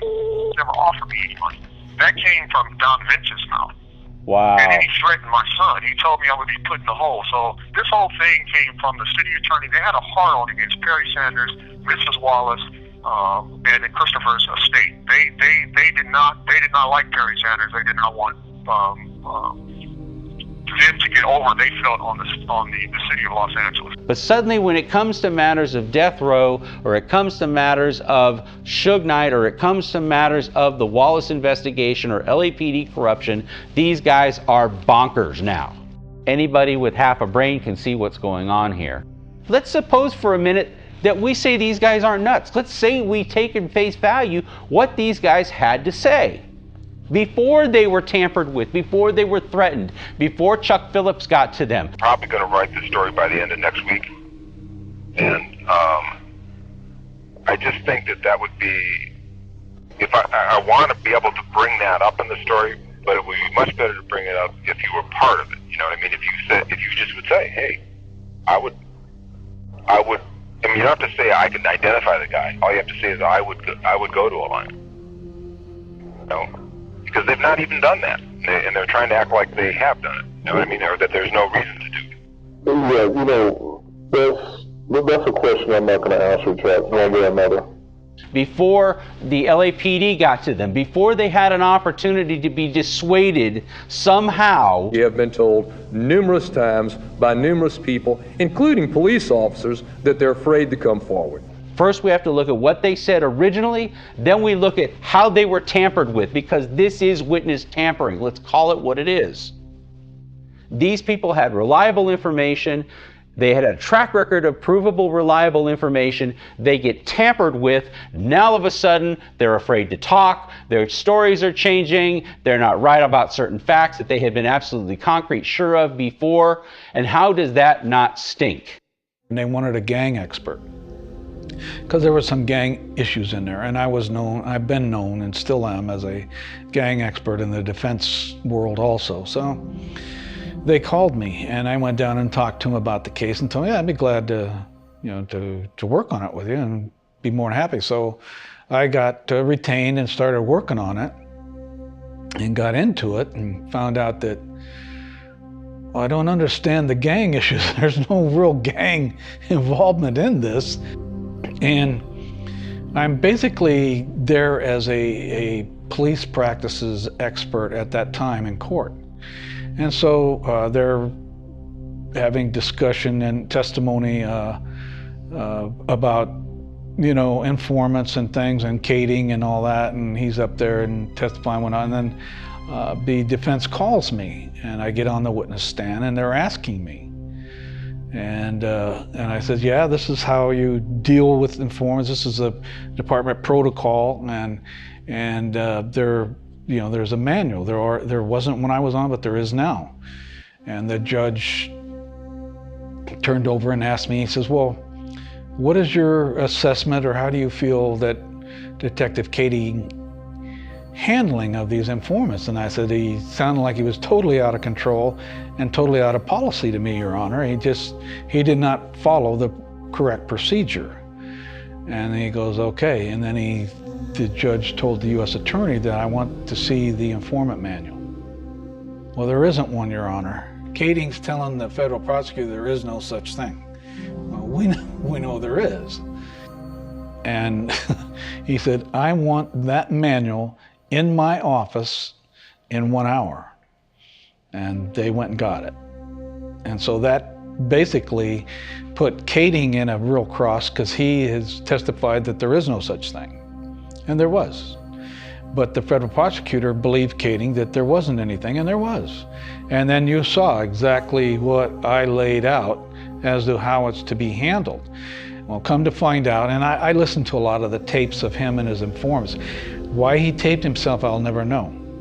Because he's promising these guys houses and money and all these things. I need you to say this, I need you to say, and then I have phone conversations of the informant telling other guys, yeah, all I had to do, I have to say this, and that. I'm at $400 grand. I'm going to get a $500,000 home. I'm going to be living there. I'm going to be living high on the hog. I'm going to be doing it, bro, and all this. And I'm like, you can't promise people anything. You can't. It was that extravagant.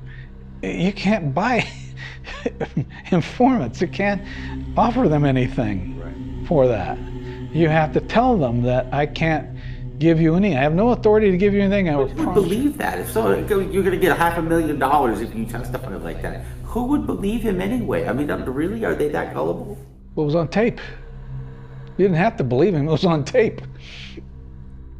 That's why I don't understand why he taped himself when he visited these guys alone. He never had a partner with him, and he never had a witness or anything, but he taped himself. He even taped himself on the phone, and I just don't understand the mentality of someone that's a seasoned officer or detective that he knows they're taping this. My understanding is that when the case was, almost all the charges were dismissed. There were some minor bookkeeping things the feds had on Torres, and he got some real tiny conviction on some housekeeping and bookkeeping things or something, and everything else was dismissed. The murder, the drug, all that stuff was all kicked out, was not guilty by jury, and then the judge informed Kading that I don't ever want to know or see or hear of you being in the federal court building, and you're never allowed in my courtroom ever again. And made mention to the U.S. attorney that he feels that they should contact the department and let them know, what had transpired here. Were you around when they said that? Yeah. You were there?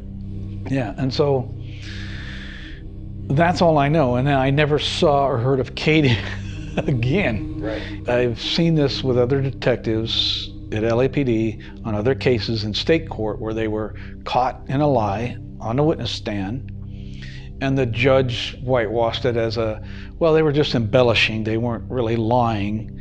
And then when it gets back to the department, they slap their hand like, well, you can't be in homicide for 3 or 4 weeks, and then he's right back in. It's like nothing happens. Like any public entity, they don't want to take a hit in public that puts the reputation or anything of the department down. And so it's a common practice with just about anywhere. They don't want to take that kind of hit, unless they have to, like, the black eye from Rafael Perez, to where in my era, if I was caught lying on the witness stand, it would have been the end of my career. I would have been fired. Right. They wouldn't have whitewashed, they would have fired me.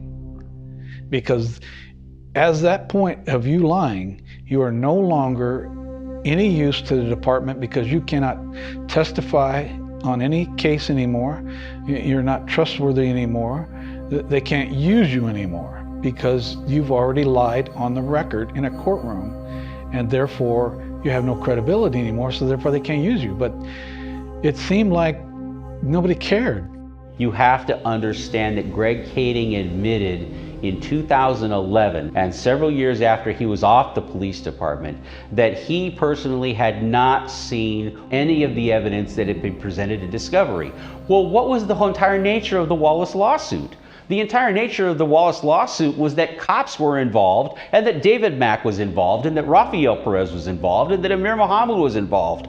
That was the entire scope of the Wallace investigation. So if you're a detective and you've seen nothing that puts forward any new evidence or any new information to support that theory, how in the world can you say you've actually investigated it at all? If you do not include Box B along with Box A, and explain everything in those boxes, of course, you're an incompetent investigator, 1. 2, you're a fraudulent investigator, and you've just disgraced the law enforcement code of ethics. Greg Kading and some other people that he was affiliated with put that letter online, and then started immediately saying, oh, how ridiculous this is. Oh, here goes RJ Bond again. But again, like I said, nobody really has come back with, other than, oh, that's silly. You haven't considered Box B and the evidence in there. That could refute and change everything. So your investigation is not complete. I've talked to the U.S. attorneys out here that had that Kading case, and he's like, his name is Mud.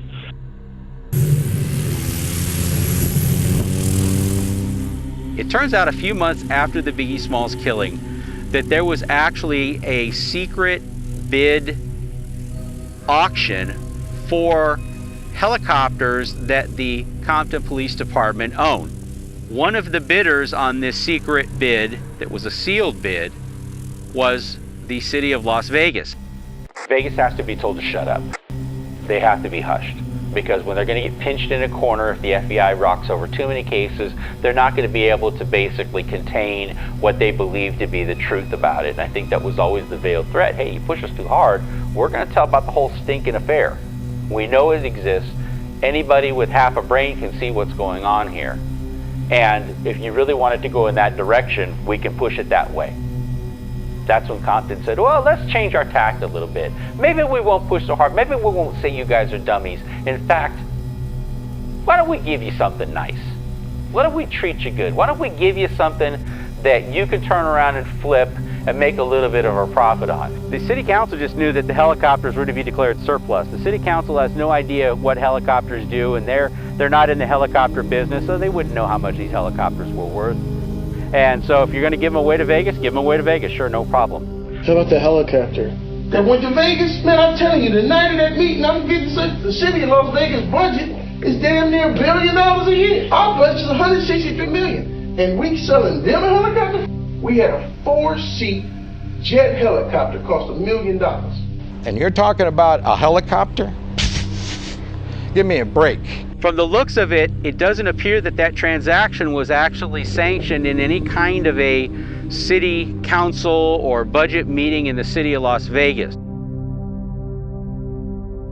Tell us what we're doing. So we're looking for records of a helicopter transfer. If there was an exchange of a helicopter from Compton PD to LVM PD, You're never going to find it in LVMPD. You won't find it. Those documents are destroyed, and that tracking of that money is just about as hard to track that money as it is to the police radio system money.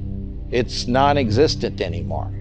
It's bought, it stays off the books, and no one has any idea that this helicopter was purchased. So we hear that they got this brand spanking new $50,000 helicopter engine, and they don't read the instruction manual, and they burn it up right there on the pad. So there's another $50,000 right out the door, and it was right around this same time frame. I'm just wondering if there was some kind of connection.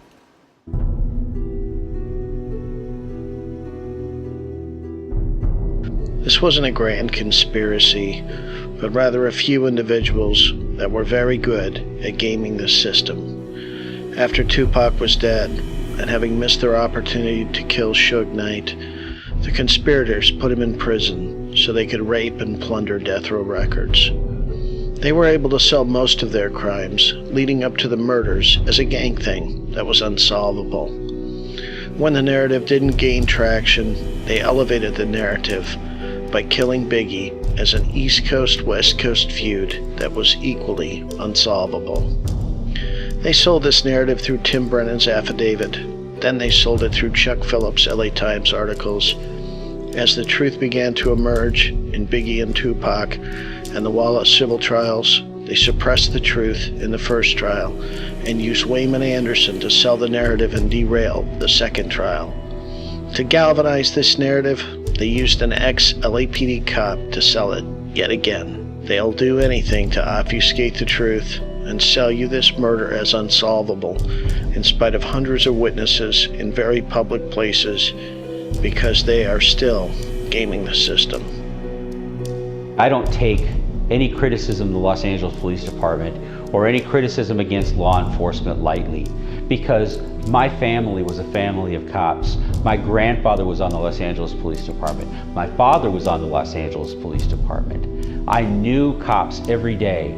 And it makes me sad to think that these people that are involved in these crimes have sullied the reputation of great men and women that are out there, because there are a lot of them out there. The only way police misconduct can occur is if it is condoned and tolerated by upper police management.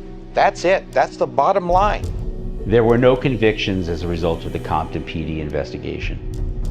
There were no convictions for the Tupac Shakur killing. There were no convictions for the Biggie Smalls killing.